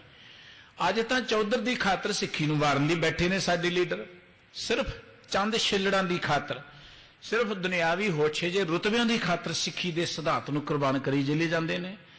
ਭਾਈ ਮੰਝ ਨੇ ਚੌਧਰ ਛੱਡ ਦਿੱਤੀ, ਆਪਣੀ ਵਡਿਆਈ ਛੱਡ ਦਿੱਤੀ, ਸਭ ਕੁਝ ਛੱਡ ਦਿੱਤਾ। ਮਹਾਰਾਜ ਜੀ ਮੈਨੂੰ ਸਿੱਖੀ ਚਾਹੀਦੀ ਹੈ। ਸਿੱਖੀ ਕਿੰਨੀ ਮਹਾਨ ਹੈ। ਭਾਈ ਮਤੀ ਦਾਸ ਜੀ ਨੂੰ ਕਿਹਾ ਗਿਆ, ਭਾਈ ਮਤੀ ਦਾਸ ਇੱਕ ਬੰਨੇ ਗੁਰੂ ਦੀ ਸਿੱਖੀ ਹੈ, ਜੇ ਸਿੱਖੀ ਨਿਭਾਉਣੀ ਤੈਨੂੰ ਆਰੇ ਨਾਲ ਚੀਰ ਦਿੱਤਾ ਜਾਏਗਾ। ਇੱਕ ਬੰਨੇ ਸਾਡੀ ਗੱਲ ਮੰਨ ਲੈ, ਜੇ ਸਾਡੀ ਗੱਲ ਮੰਨ ਕੇ ਸਿੱਖੀ ਤਿਆਗ ਦੇਵੇਂਗਾ ਤੈਨੂੰ ਨਵਾਬੀਆਂ ਮਿਲਣਗੀਆਂ, ਤੈਨੂੰ ਦੁਨੀਆ ਦੇ ਸੁੱਖ ਮਿਲਣਗੇ। ਭਾਈ ਮੰਝ ਨੇ ਇੱਕ ਗੱਲ ਕਹੀ ਕਿ ਦੁਨਿਆਵੀ ਚੀਜ਼ਾਂ ਤੇ ਦੇਖ ਹੀ ਲਈਆਂ ਨੇ, ਸਿੱਖੀ ਚੋਂ ਜੋ ਆਨੰਦ ਮਿਲਿਆ ਉਹ ਤੇ ਕਿਤੇ ਮਿਲਣਾ ਨਹੀਂ। ਬਾਕੀ ਤੁਸੀਂ ਆਰੇ ਦਾ ਡਰਾਵਾ ਦਿੰਦੇ ਵੀ ਕਰਕੇ ਦੇਖ ਲਓ ਕਿ ਆਰਾ ਜਿਹੜਾ ਕਿੰਨਾ ਕੁ ਡਰਾਉਣਾ ਤੁਹਾਡਾ। ਆਰਾ ਚਲਾਇਆ ਗਿਆ, ਲੇਕਿਨ ਭਾਈ ਮੰਝ ਮਤੀ ਦਾਸ ਜੀ ਨੇ ਕੋਈ ਗੱਲ ਕੀ ਕਿ ਆਰਾ ਪਿਆਰਾ ਲਗਤ ਹੈ, ਕਾਰਾ ਕਰੋ ਬਣਾਏ, ਸਿਰ ਜਾਏ ਤਾਂ ਜਾਏ ਮੇਰਾ, ਸਿੱਖੀ ਸਦਕ ਨਾ ਜਾਏ। ਮੇਰੀ ਸਿੱਖੀ ਨਹੀਂ ਜਾਣੀ ਚਾਹੀਦੀ, ਸਿਰ ਜਾਂਦਾ ਚਲਿਆ ਜਾਏ। ਸ਼ਹੀਦਾਂ ਦਾ ਇਤਿਹਾਸ ਭਰਿਆ ਪਿਆ। ਭਾਈ ਮਨੀ ਸਿੰਘ ਜੀ, ਭਾਈ ਤਾਰੂ ਸਿੰਘ ਜੀ, ਹੋਰ ਕਿੰਨੇ ਮਹਾਨ ਸਾਡੇ ਬਜ਼ੁਰਗ ਸ਼ਹੀਦ ਸਿੰਘ ਹੋਏ ਨੇ। ਗੁਰੂ ਕੇ ਸਾਹਿਬਜ਼ਾਦਿਆਂ ਦੇ ਇਤਿਹਾਸ ਪੜ੍ਹ ਕੇ ਦੇਖ ਲਈਏ, ਉਹਨਾਂ ਨੇ ਸਿੱਖੀ ਨੂੰ ਨਿਭਾਉਣ ਦੀ ਖਾਤਰ ਆਪਣੇ ਸਰੀਰਾਂ ਦੀਆਂ ਕੁਰਬਾਨੀਆਂ ਕਰ ਦਿੱਤੀਆਂ, ਦੁਨਿਆਵੀ ਚੌਧਰਾਂ ਨੂੰ ਠੋਕਰਾਂ ਮਾਰ ਦਿੱਤੀਆਂ, ਕਿਉਂਕਿ ਸਿੱਖੀ ਮਹਾਨ ਹੈ। ਦਰਅਸਲ ਸਿੱਖੀ ਦੀ ਵਡਿਆਈ ਦਾ ਪਤਾ ਤੇ ਉਹਨੂੰ ਜਿਹਨੇ ਸਿੱਖੀ ਨੂੰ ਜਿਉਇਆ। ਸਿੱਖੀ ਕੋ ਕੱਪੜੇ ਪਾਉਣ ਨਾਲ ਨਹੀਂ ਆ ਜਾਂਦੀ ਕਿ ਮੈਂ ਪੱਗ ਬੰਨ ਲਈ ਤੇ ਸਿੱਖ ਬਣ ਗਿਆ, ਮੈਂ ਕੇਸ ਰੱਖ ਲਏ ਸਿੱਖ ਬਣ ਗਿਆ। ਮੁਬਾਰਕ ਹੈ, ਸਾਡੀ ਪਹਿਚਾਣ ਹੈ। ਪਰ ਸਿੱਖੀ ਕਦੋਂ ਆਉਂਦੀ ਹੈ? ਸਿੱਖੀ ਸਿੱਖਿਆ ਗੁਰ ਵਿਚਾਰ, ਗੁਰੂ ਦੀ ਸਿੱਖਿਆ ਨੂੰ ਅੰਦਰ ਧਾਰਨ ਕਰਨ ਦੇ ਨਾਲ, ਗੁਰੂ ਦੀ ਵਿਚਾਰਧਾਰਾ ਨੂੰ ਅਪਣਾਉਣ ਦੇ ਨਾਲ। ਜੋ ਗੁਰੂ ਦੀ ਵਿਚਾਰਧਾਰਾ ਵਿੱਚ ਆਨੰਦ ਹੈ ਕਿ ਸਾਰੀ ਦੁਨੀਆ ਹੀ ਸਾਡੀ ਆਪਣੀ ਹੈ, ਸਰਬੱਤ ਦੇ ਪੱਲੇ ਦੇ ਚੱਲਣਾ, ਨਾਮ ਜਪਣਾ, ਕਿਰਤ ਕਰਨੀ, ਵੰਡ ਕੇ ਛਕਣਾ, ਇਹ ਤੋਂ ਵਧੀਆ ਆਦਰਸ਼ਕ ਮਾਰਗ ਤੇ ਧਰਤੀ ਤੇ ਹੈ ਹੀ ਕੋਈ ਨਹੀਂ ਹੈ। ਮਹਾਰਾਜਾ ਰਣਜੀਤ ਸਿੰਘ ਜੀ ਜਿਸ ਵੇਲੇ ਚੜ੍ਹਾਈ ਕਰ ਗਏ, ਗਦਾਰਾਂ ਦੀ ਮਿਹਰਬਾਨੀ ਦੇ ਨਾਲ, ਡੋਗਰਾਗਰਦੀ ਸਦਕਾ ਕੁਝ ਕੁ ਸਾਲਾਂ ਦੇ ਅੰਦਰ ਸਿੱਖ ਰਾਜ ਜਿਹੜਾ ਸੀ ਖਤਮ ਹੋ ਗਿਆ। ਬ੍ਰਿਟਿਸ਼ ਗਵਰਨਮੈਂਟ ਨੇ ਲਾਹੌਰ ਦੇ ਸ਼ਾਹੀ ਕਿਲੇ ਤੇ ਕੇਸਰੀ ਨਿਸ਼ਾਨ ਨੂੰ ਉਤਾਰ ਕੇ ਆਪਣਾ ਯੂਨੀਅਨ ਜੈਕ ਚਲਾ ਲਿਆ। ਮਹਾਰਾਣੀ ਜਿੰਦਾਂ ਨੂੰ ਗ੍ਰਿਫਤਾਰ ਕਰ ਲਿਆ। ਮਹਾਰਾਜ ਦਲੀਪ ਸਿੰਘ ਨੂੰ ਜਿਹੜੇ ਛੋਟੀ ਉਮਰ ਦੇ ਸਨ ਜਲਾਵਤਨ ਕਰਕੇ ਇੰਗਲੈਂਡ ਲੈ ਗਏ, ਲੰਡਨ ਲੈ ਗਏ। ਬੱਚੇ ਸਨ, ਜਾ ਕੇ ਉਹਨਾਂ ਨੂੰ ਈਸਾਈ ਬਣਾ ਲਿਆ, ਕੇਸ ਕੱਢ ਦਿੱਤੇ ਗਏ। ਮਹਾਰਾਣੀ ਜਿੰਦਾਂ ਯੂਪੀ ਚੋਂ ਕਿਲੇ ਚੋਂ ਭੱਜ ਕੇ ਨੇਪਾਲ ਦੇ ਰਾਜੇ ਕੋਲ ਚਲੀ ਗਈ। ਉੱਥੇ ਉਹਨੇ ਪੋਲੀਟੀਕਲ ਸਟੇ ਦੇ ਦਿੱਤਾ।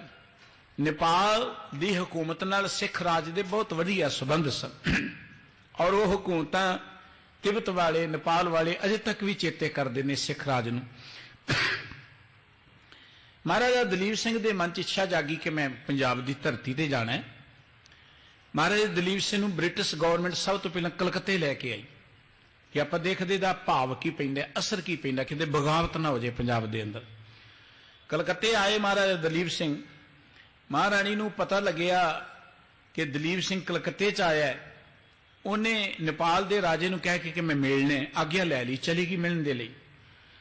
ਯਾਨੀ ਸੋਹਣ ਸਿੰਘ ਜੀ ਸੀਤਲ ਨੇ ਇੱਕ ਬੜਾ ਪਿਆਰਾ ਨਾਵਲ ਲਿਖਿਆ, ਦੁਖੀਏ ਮਾਂ ਪੁੱਤ, ਕਦੀ ਪੜ੍ਹ ਕੇ ਦੇਖਿਓ, ਰੌਂਗਟੇ ਖੜੇ ਹੋ ਜਾਣਗੇ, ਅੱਖਾਂ 'ਚੋਂ ਪਾਣੀ ਵਗਣੋਂ ਬੰਦ ਨਹੀਂ ਹੋਏਗਾ। ਇੰਨੀ ਭਾਵਪੂਰ ਤੋਂ ਗਾਥਾ ਲਿਖੀ ਹੈ। ਮਹਾਰਾਜਾ ਦਲੀਪ ਸਿੰਘ ਮਾਂ ਨੂੰ ਮਿਲਣ ਆਇਆ। ਮਹਾਰਾਣੀ ਜਿੰਨਾ ਇਸ ਵੇਲੇ ਤੱਕ ਰੋਂਦਿਆਂ ਰੋਂਦਿਆਂ ਅੱਖੀਆਂ ਦੀ ਜੋਤ ਚਲੀ ਗਈ, ਖਤਮ ਹੋ ਗਈ, ਅੰਨੀ ਹੋ ਗਈ ਅੱਖਾਂ ਤੋਂ। ਆਪਣੇ ਪੁੱਤਰ ਨੂੰ ਮਿਲਣ ਲਈ ਆਈ ਹੈ। ਹੁਣ ਮਾਂ ਹੈ, ਮਾਂ ਕੁਦਰਤੀ ਮਾਂ ਦਾ ਹੱਥ ਬੱਚੇ ਦੀ ਪਿੱਠ ਤੇ ਜਾਂਦਾ ਹੀ ਹੈ। ਮਹਾਰਾਜਾ ਦਲੀਪ ਸਿੰਘ ਦੀ ਪਿੱਠ ਤੇ ਹੱਥ ਫੇਰਿਆ। ਪਿੱਠ ਤੋਂ ਬਾਅਦ ਉਹਦਾ ਹੱਥ ਉਹਦੇ ਸਿਰ ਤੇ ਚਲਿਆ ਗਿਆ। ਹੁਣ ਸਿਰ ਤੇ ਉਹ ਜੂੜਾ ਹੀ ਨਹੀਂ ਜਿਹੜੀ ਮਹਾਰਾਣੀ ਜਿੰਦਾ ਬੜੇ ਚਾਅ ਨਾਲ ਕਰਦੀ ਹੁੰਦੀ ਸੀ, ਕੇਸ ਵੰਦੀ ਹੁੰਦੀ ਸੀ, ਸੋਹਣਾ ਜਿਹਾ ਜੂੜਾ ਕਰਦੀ ਸੀ, ਹੈ ਹੀ ਨਹੀਂ। ਸਿਰ ਤੇ ਕੇਸ ਨਹੀਂ। ਮਹਾਰਾਣੀ ਦੀਆਂ ਭੁੱਬਾਂ ਨਿਕਲ ਗਈਆਂ। ਰੋਂਦੇ ਹੋਇਆਂ ਕਹਿਣ ਲੱਗੀ, ਹੋਣੀਏ ਤੂੰ ਮੇਰੇ ਪਾਸੋਂ ਮੇਰੇ ਸਿਰ ਦਾ ਸਾਈਂ ਖੋਹ ਲਿਆ, ਮੈਂ ਤੈਨੂੰ ਕੁਝ ਨਾ ਕਿਹਾ, ਤੂੰ ਰੱਜੀ ਨਾ, ਤੂੰ ਮੇਰਾ ਰਾਜ ਭਾਗ ਵੀ ਖੋਹ ਲਿਆ, ਤੂੰ ਫਿਰ ਵੀ ਨਾ ਰੱਜੀ, ਤੂੰ ਅੱਜ ਮੇਰੇ ਘਰ ਚੋਂ ਸਿੱਖੀ ਖੋਹ ਲਈ ਹੈ। ਮਹਾਰਾਣੀ ਰੋਣ ਲੱਗ ਪਈ, ਸਿੱਖੀ ਖੋਹ ਲਈ ਹੈ। ਮਹਾਰਾਣੀ ਨੂੰ ਸਿਰ ਦੇ ਸਾਈਂ ਦਾ ਉਹਨਾਂ ਦੁੱਖ ਨਹੀਂ ਹੈ, ਰਾਜ ਭਾਗ ਦਾ ਉਹਨਾਂ ਦੁੱਖ ਨਹੀਂ ਹੈ, ਸਿੱਖੀ ਚਲੇ ਜਾਣ ਦਾ ਇੰਨਾ ਦੁੱਖ ਹੈ। ਕਹਿਣ ਲੱਗੀ, ਅੱਜ ਤੂੰ ਮੇਰੇ ਘਰ ਚੋਂ ਸਿੱਖੀ ਵੀ ਖੋਹ ਲਈ ਹੈ। ਤੇ ਮਹਾਰਾਜਾ ਦਲੀਪ ਸਿੰਘ ਨੇ ਇੱਕ ਗੱਲ ਕਹੀ, ਮਾਂ ਜਿੱਥੋਂ ਤੱਕ ਤੇਰੇ ਸਿਰ ਦੇ ਸਾਈਂ ਦੀ ਗੱਲ, ਉਹ ਤੇ ਜਿੱਥੇ ਗਿਆ ਉੱਥੇ ਕੋਈ ਵਾਪਸ ਨਹੀਂ ਆਉਂਦਾ, ਉਹ ਤੇ ਲਿਆਂਦਾ ਨਹੀਂ ਜਾ ਸਕਦਾ। ਗੱਲ ਰਹੀ ਰਾਜ ਭਾਗ ਦੀ, ਰਾਜ ਭਾਗ ਲਈ ਜਿੰਨਾ ਚਿਰ ਮੈਂ ਜਿਉਂਦਾ ਯਤਨ ਕਰਾਂਗਾ, ਲੈ ਕੇ ਆਵਾਂਗਾ। ਔਰ ਅਗਲੀ ਗੱਲ ਰਹੀ ਸਿੱਖੀ ਦੀ, ਸਿੱਖੀ ਤੇਰੇ ਘਰ 'ਚ ਮੁੜ ਕੇ ਜ਼ਰੂਰ ਆਏਗੀ। ਮਹਾਰਾਜੇ ਦਲੀਪ ਸਿੰਘ ਨੇ ਮੁੜ ਕੇ, ਉਹ ਅਦਨ ਦੀ ਜੇਲ੍ਹ ਵਿੱਚ ਸੀ, ਪੰਜਾਬ ਦੀ ਧਰਤੀ ਤੋਂ 5 ਪਿਆਰੇ ਗਏ, ਫਿਰ ਦੁਬਾਰਾ ਅੰਮ੍ਰਿਤ ਛਕਿਆ, ਗੁਰੂ ਕੀ ਸਿੱਖੀ ਗ੍ਰਹਿਣ ਕੀਤੀ। ਇਹ ਉਹਨਾਂ ਦੀ ਗਾਥਾ ਹੈ ਜਿਨ੍ਹਾਂ ਦੇ ਮਨ ਅੰਦਰ ਸਿੱਖੀ ਦੀ ਮਹਾਨਤਾ ਦਾ ਪਤਾ ਹੈ, ਸਿੱਖੀ ਦੀ ਵੈਲਿਊ ਦਾ ਪਤਾ ਹੈ। ਜਿਹੜੇ ਕਹਿੰਦੇ ਨੇ ਕਿ ਸਿੱਖੀ ਮਹਾਨ ਹੈ, ਭਾਈ ਫੇਰਨਾ ਤੇ ਭਾਈ ਜੋਧ ਸਤਿਗੁਰੂ ਜੀ ਨੂੰ ਕਹਿਣਗੇ, ਮਹਾਰਾਜ ਸਾਡੇ ਤੇ ਅਜਿਹੀ ਬਖਸ਼ਿਸ਼ ਕਰੋ ਕਿ ਸਾਡੇ ਅੰਦਰ ਸਿੱਖੀ ਟਿਕ ਜਾਏ, ਸਿੱਖੀ ਦਾ ਭਰੋਸਾ ਟਿਕ ਜਾਏ, ਸਿੱਖੀ ਦਾ ਪਿਆਰ ਟਿਕ ਜਾਏ। ਪ੍ਰਭ ਬਾਖਿਓ ਮਨ ਨੀਵੇਂ ਜੋਏ, ਤਿਨ ਕੋ ਸਿੱਖੀ ਪ੍ਰਾਪਤ ਹੋਏ। ਸਤਿਗੁਰੂ ਜੀ ਕਹਿਣਗੇ, ਸਿੱਖੀ ਪ੍ਰਾਪਤ ਕਰਨ ਦਾ ਸਭ ਤੋਂ ਪਹਿਲਾ ਤਰੀਕਾ ਹੈ ਮਨ ਦੀ ਨਿਰਮਾਣਤਾ, ਮਨ ਵਿੱਚੋਂ ਹੰਕਾਰ ਨੂੰ ਦੂਰ ਕਰਨਾ। ਹੰਕਾਰ ਤੇ ਸਿੱਖੀ ਦਾ ਮੇਲ ਨਹੀਂ ਹੈ। ਮੁਰਦਾ ਹੋਏ ਮੁਰੀਦ ਨਾ ਗੱਲੀ ਹੋਵਣਾ, ਸਬਰ ਸਿਦਕ ਸ਼ਹੀਦ, ਭਰਮ ਭਉ ਖੋਵਣਾ। ਮੁਰਦਾ ਜਿਵੇਂ ਮੁਰਦਾ ਨਹੀਂ ਕਬਰ ਦੇ ਵਿੱਚ ਸਮਾ ਜਾਂਦਾ, ਸਿੱਖੀ ਪ੍ਰਾਪਤ ਕਰਨ ਲਈ ਮਰਨਾ ਪੈਂਦਾ, ਮਨ ਦੀ ਮਤ ਨੂੰ ਮਾਰਨਾ ਪੈਂਦਾ। ਗੁਰੂ ਨੇ ਆਪਣੇ ਦਰ ਤੇ ਆਉਣ ਵਾਲੇ ਹਰ ਪ੍ਰਾਣੀ ਨੂੰ ਕਿਹਾ, ਪਹਿਲਾਂ ਮਰਨ ਕਬੂਲ, ਜੀਵਨ ਕੀ ਛੱਡ ਆਸ। ਮਰਨ ਦਾ ਅਰਥ ਹੰਕਾਰ ਨੂੰ ਮਾਰਨਾ ਪ੍ਰਵਾਨ ਕਰ ਲੈ। ਸਤਿਗੁਰੂ ਜੀ ਕਹਿੰਦੇ, ਮਨ ਨੀਵਾ ਹੋਏਗਾ, ਸਿੱਖੀ ਪ੍ਰਾਪਤ ਹੋਏਗੀ। ਸੇਵਾ ਜੋ ਤੁਮ ਪਾਸ ਦੇ, ਸਿੱਖਣ ਕੀ ਹੋਏ ਆਏ। ਜੋ ਤੁਸੀਂ ਸਿੱਖਾਂ ਦੀ ਸੰਗਤਾਂ ਦੀ ਸੇਵਾ ਕਰ ਸਕਦੇ ਹੋ, ਕਰੋ। ਤੋ ਕਰੀਏ ਹਿਤ ਕਰ ਦੇ, ਪਗ ਪਖਾਰ ਮੁਖ ਪਾਏ। ਸਿੱਖਾਂ ਦੀ ਸੇਵਾ ਕਰਿਆ ਕਰੋ, ਸਿੱਖਾਂ ਨੂੰ ਪੱਖਾ ਚਲਿਆ ਕਰੋ, ਸੰਗਤਾਂ ਦੀ ਸੇਵਾ ਕਰਿਆ ਕਰੋ। ਪਿਛਲੀ ਨਿਸ਼ਾ ਕਰੋ ਇਸ਼ਨਾਨਾ, ਸਦਾ ਸ਼ਬਦ ਅਭਿਆਸ ਪ੍ਰਮਾਨਾ। ਪਿਛਲੀ ਨਿਸ਼ਾ ਦਾ ਅਰਥ ਹੈ ਕਿ ਪਹਿਰ ਰਾਤ ਅੰਮ੍ਰਿਤ ਵੇਲੇ ਉੱਠ ਕੇ ਇਸ਼ਨਾਨ ਕਰਕੇ ਵਾਹਿਗੁਰੂ ਜੀ ਦੇ ਪਿਆਰ ਵਿੱਚ ਜੁੜ ਜਾਇਆ ਕਰੋ, ਸ਼ਬਦ ਦਾ ਅਭਿਆਸ ਕਰਿਆ ਕਰੋ। ਮਨ ਨੀਵੇਂ ਸਤ ਸੰਗਤ ਜਾਏ, ਗੁਰ ਕੋ ਸ਼ਬਦ ਸੁਨੋ ਹਿਤ ਲਾਏ। ਬੜੀ ਨਿਮਰਤਾ ਨਾਲ ਸਤ ਸੰਗਤ ਵਿੱਚ ਜਾਇਆ ਕਰੋ। ਸਤ ਸੰਗਤ ਵਿੱਚ ਬੈਠ ਕੇ ਗੁਰੂ ਕੇ ਸ਼ਬਦ ਨੂੰ ਹਿਤ ਨਾਲ ਸੁਣਿਆ ਕਰੋ, ਪਿਆਰ ਨਾਲ ਸੁਣਿਆ ਕਰੋ।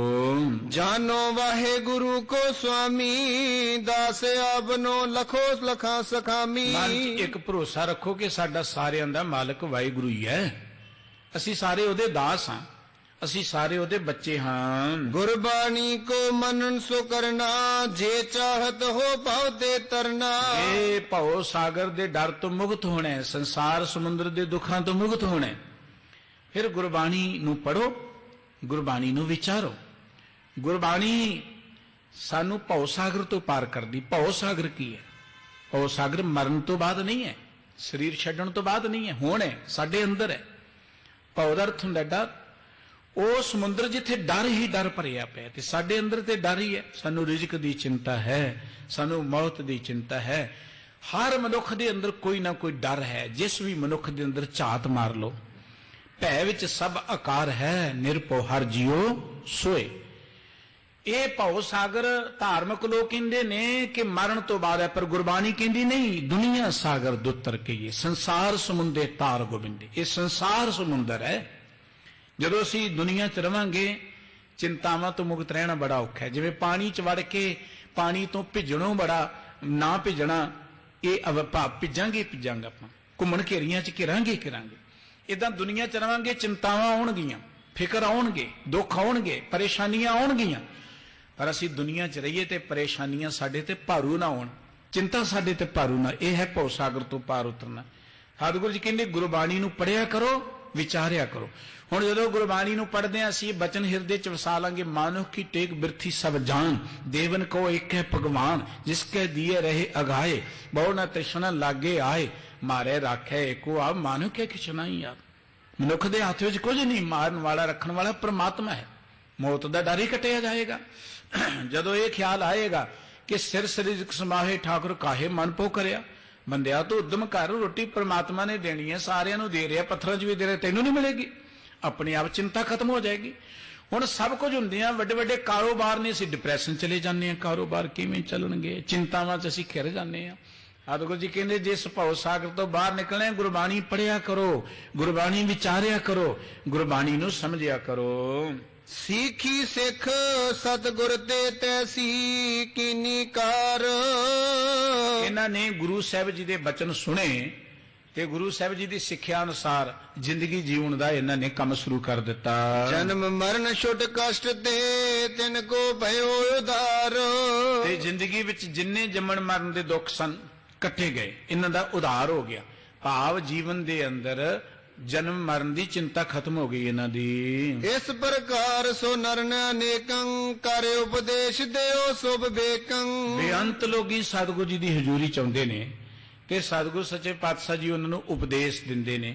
ਜਿਵੇਂ ਭਾਈ ਇਹ ਖਹਿਰਾ ਜੀ, ਜੋਧ ਜੀ ਆਦਿਕ ਆਏ ਨੇ, ਇਹਨਾਂ ਨੇ ਸਤਿਗੁਰੂ ਜੀ ਪਾਸੋਂ ਸਿੱਖੀ ਦੀ ਜਾਚਨਾ ਕੀਤੀ ਹੈ ਤੇ ਗੁਰੂ ਸਾਹਿਬ ਜੀ ਨੇ ਇਹਨਾਂ ਨੂੰ ਸਿੱਖੀ ਪ੍ਰਾਪਤ ਕਰਨ ਦੀ ਜੁਗਤ ਦੱਸੀ ਹੈ ਕਿ ਸਿੱਖੀ ਪ੍ਰਾਪਤ ਕਰਨ ਦੀ ਜੁਗਤ ਹੈ ਮਨ ਨੂੰ ਨੀਵੇਂ ਰੱਖਣਾ। ਸਿੱਖੀ ਪ੍ਰਾਪਤ ਕਰਨ ਦੀ ਜੁਗਤ ਹੈ ਮਨ ਵਿੱਚ ਗੁਰੂ ਕੇ ਬਚਨਾਂ ਨੂੰ ਵਸਾਉਣਾ। ਤੇ ਮਨ ਨੂੰ ਨੀਵੇਂ ਰੱਖਣ ਦਾ ਜਾਂ ਗੁਰੂ ਕੇ ਬਚਨਾਂ ਨੂੰ ਹਿਰਦੇ 'ਚ ਵਸਾਉਣ ਦਾ ਸਭ ਤੋਂ ਵਧੀਆ ਤਰੀਕਾ ਹੈ ਗੁਰੂ ਕੀ ਸੰਗਤ। ਸਾਨੂੰ ਸਾਡੇ ਸਤਿਗੁਰੂ ਜੀ ਨੇ ਸਤ ਸੰਗਤ ਜੋ ਦਿੱਤੀ ਹੈ, ਇਹ ਬੜੀ ਮਹਾਨ ਪਵਿੱਤਰ ਸੰਸਥਾ ਹੈ।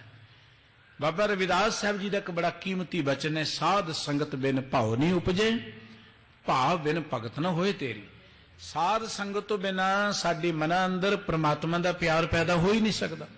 ਕੱਲੇ ਤੌਰ ਤੇ ਕੋਈ ਰੱਬ ਦੀ ਬੰਦਗੀ ਕਰਦਾ ਵੀ ਭਾਗਾਂ ਵਾਲਾ ਹੈ, ਸਤਿਕਾਰਯੋਗ ਹੈ, ਲੇਕਿਨ ਸਤ ਸੰਗਤ ਵਿੱਚ ਦੀ ਜੋ ਮਹਾਨਤਾ ਹੈ ਉਹ ਬੜੀ ਉੱਚੀ ਹੈ।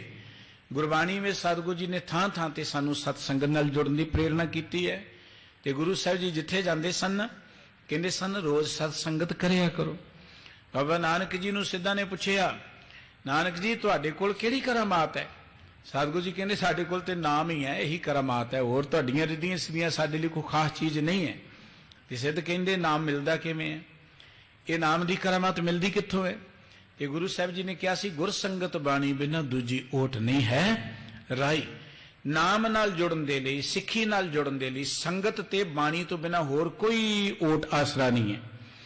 ਜੇ ਅਸੀਂ ਸਿੱਖੀ ਨੂੰ ਪ੍ਰਾਪਤ ਕਰਨਾ ਹੈ, ਜੇ ਅਸੀਂ ਵਾਹਿਗੁਰੂ ਜੀ ਦੇ ਨਾਮ ਵਿੱਚ ਜੁੜਨਾ ਹੈ, ਉਹਦੇ ਲਈ ਸਭ ਤੋਂ ਮਹਾਨ ਅਸਥਾਨ ਹੈ ਗੁਰੂ ਕੀ ਸੰਗਤ, ਸਤ ਸੰਗਤ, ਜੋ ਸਤਿਗੁਰੂ ਜੀ ਨੇ ਸਾਨੂੰ ਬਖਸ਼ਿਸ਼ ਕੀਤੀ ਹੈ। ਇਸ ਕਰਕੇ ਗੁਰੂ ਕੀ ਹਜ਼ੂਰੀ 'ਚ ਬੇਅੰਤ ਸਿੱਖ ਚੱਲ ਕੇ ਆਉਂਦੇ ਨੇ, ਸਤਿਗੁਰੂ ਜੀ ਉਹਨਾਂ ਨੂੰ ਉਪਦੇਸ਼ ਦਿੰਦੇ ਹਨ। ਗ੍ਰੰਥ ਬੜਨ ਤੇ ਬਰਨੇ ਨਾਹੀ, ਮਤ ਅਨੁਸਾਰ ਕਛੁਕ ਮੈਂ ਪ੍ਰਾਹੀ। ਭਾਈ ਸੰਤੋਖ ਸਿੰਘ ਜੀ ਕਹਿੰਦੇ ਮੈਂ ਆਪਣੀ ਮਤ ਅਨੁਸਾਰ ਇਹ ਕੁਝ ਕੁ ਗੁਰਸਿੱਖਾਂ ਦੀਆਂ ਗਾਥਾਵਾਂ ਤੁਹਾਨੂੰ ਸੁਣਾਈਆਂ ਨੇ। ਜਿਵੇਂ ਜਿਵੇਂ ਸਿੱਖ ਸਮੇਂ ਸਿਰ ਆਏ, ਸਤਿਗੁਰੂ ਜੀ ਦੇ ਕੋਲ ਉਹਨਾਂ ਨੇ ਜੋ ਆਪਣੀਆਂ ਬੇਨਤੀਆਂ ਕੀਤੀਆਂ ਜਾਂ ਗੁਰੂ ਸਾਹਿਬ ਜੀ ਨੇ ਜੋ ਉਹਨਾਂ ਨੂੰ ਉਪਦੇਸ਼ ਬਖਸ਼ਿਸ਼ ਕੀਤੇ, ਮਾਨਯੋਗ ਭਾਈ ਸਾਹਿਬ ਜੀ ਨੇ ਇਹ ਸਿੱਖਾਂ ਦੀਆਂ ਗਾਥਾਵਾਂ ਵਰਣਨ ਕੀਤੀਆਂ ਨੇ। ਭਾਈ ਮਨੀਸ਼ ਸਿੰਘ ਜੀ ਨੇ ਸਿੱਖਾਂ ਦੀ ਇੱਕ ਭਗਤ ਮਾਲਾ ਲਿਖੀ ਹੈ, ਉਹਦੇ ਵਿੱਚ ਇਹਨਾਂ ਸਿੱਖਾਂ ਦਾ ਵਿਸਥਾਰ ਕੀਤਾ ਹੈ। ਮਾਨਯੋਗ ਭਾਈ ਗੁਰਦਾਸ ਜੀ ਨੇ ਆਪਣੀ ਬਾਣੀ ਅੰਦਰ ਗੁਰੂ ਨਾਨਕ ਸਾਹਿਬ ਜੀ ਦੇ ਸਿੱਖਾਂ ਦੀ ਗਿਣਤੀ ਕੀਤੀ ਹੈ, ਗੁਰੂ ਅੰਗਦ ਦੇਵ ਜੀ ਦੇ ਸਿੱਖਾਂ ਦੀ ਚਰਚਾ ਵੀ ਕੀਤੀ ਹੈ। ਇਹ ਉਹ ਸਾਰੇ ਗੁਰਸਿੱਖਾਂ ਦੀਆਂ ਗਾਥਾਵਾਂ ਇੱਥੇ ਭਾਈ ਸਾਹਿਬ ਜੀ ਨੇ ਅੰਕਿਤ ਕੀਤੀਆਂ ਨੇ। ਅਸੀਂ ਵੀ ਗੁਰੂ ਚਰਨਾਂ 'ਚ ਅਰਦਾਸ ਕਰੀਏ, ਜਦੋਂ ਵੀ ਕਰੀਏ ਸਾਨੂੰ ਸਿੱਖੀ ਪ੍ਰਾਪਤ ਹੋਏ, ਸਭ ਤੋਂ ਅਮੋਲ ਚੀਜ਼ ਹੈ। ਸਿੱਖ ਦੇ ਲਈ ਸਭ ਕੁਝ ਚੱਲਿਆ ਜਾਏ, ਪਰ ਸਿੱਖੀ ਜੇ ਪਾਸ ਹੈ ਨਾ ਤੇ ਸਭ ਕੁਝ ਆਪਣੇ ਆਪ ਆ ਜਾਏਗਾ। 1947 'ਚ ਜਦੋਂ ਮੁਲਕ ਦੀ ਵੰਡ ਹੋਈ, ਸਾਡੇ ਬਜ਼ੁਰਗਾਂ ਕੋਲ ਬੜੀਆਂ ਜਾਇਦਾਦਾਂ ਸਨ ਉਸ ਇਲਾਕੇ 'ਚ, ਜਿਹਨੂੰ ਆਪਾਂ ਕਹਿੰਦੇ ਆ ਪੱਛਮੀ ਪੰਜਾਬ ਦੇ ਅੰਦਰ। ਵੱਡੇ ਵੱਡੇ ਕਾਰੋਬਾਰ ਸਨ, ਲੇਕਿਨ ਉਹਨਾਂ ਨੇ ਸਭ ਕੁਝ ਛੱਡ ਦਿੱਤੇ ਕਿ ਸਾਡੀ ਸਿੱਖੀ ਕਾਇਮ ਰਹਿਣੀ ਚਾਹੀਦੀ ਹੈ। ਸਾਡਾ ਉਹੀ ਮੁਲਕ ਹੈ ਜਿੱਥੇ ਸਾਡੀ ਸਿੱਖੀ ਕਾਇਮ ਹੈ। ਐਵੇਂ ਅਸੀਂ ਫੜਾ ਮਾਰੀ ਜੇ ਸਾਡਾ ਮੁਲਕ ਹੈ, ਜਿੱਥੇ ਸਾਡੀ ਸਿੱਖੀ ਕਾਇਮ ਨਹੀਂ ਉਹਨੂੰ ਅਸੀਂ ਆਪਣਾ ਮੁਲਕ ਹੀ ਨਹੀਂ ਗਿਣ ਸਕਦੇ। ਜੋ ਮਰਜ਼ੀ ਕੋਈ ਕਹੀ ਜਾਏ, ਸਾਡਾ ਉਹ ਮੁਲਕ ਹੈ ਜਿੱਥੇ ਸਾਡੀ ਸਿੱਖੀ ਕਾਇਮ ਹੈ, ਜਿੱਥੇ ਸਾਡੀ ਸਿੱਖੀ ਨੂੰ ਕੋਈ ਆਂਚ ਨਹੀਂ ਹੈ। ਤੇ ਜਿੱਥੇ ਵੀ ਕੋਈ ਸਾਡੀ ਸਿੱਖੀ ਦੇ ਉੱਪਰ ਕੋਈ ਹਮਲਾ ਕਰਦਾ ਹੈ ਨਾ, ਮਾਫ ਕਰਨਾ, ਅਸੀਂ ਉੱਥੇ ਸੁਰੱਖਿਅਤ ਨਹੀਂ ਹੈ। ਇਸ ਕਰਕੇ ਗੁਰੂ ਦੇ ਦਰ ਤੋਂ ਸਿੱਖੀ ਦੀ ਹੀ ਦਾਤ ਮੰਗਣੀ ਹੈ। ਭਾਈ ਮਤੀ ਦਾਸ ਜੀ ਦਾ ਵਚਨ ਕਿ ਸਿਰ ਜਾਏ ਤਾਂ ਜਾਏ ਮੇਰਾ, ਸਿੱਖੀ ਸਿੱਖ ਨਾ ਜਾਏ। ਇੰਨੀਆਂ ਬੇਨਤੀਆਂ ਪ੍ਰਵਾਨ ਕਰਨੀਆਂ। ਭੁੱਲ ਚੁੱਕ ਦੀ ਖਿਮਾ ਜੀਓ, ਪਿਆਰ ਸਹਿਤ ਬੁਲਾਓ। ਵਾਹਿਗੁਰੂ ਜੀ ਕਾ ਖਾਲਸਾ, ਵਾਹਿਗੁਰੂ ਜੀ ਕੀ ਫਤਿਹ।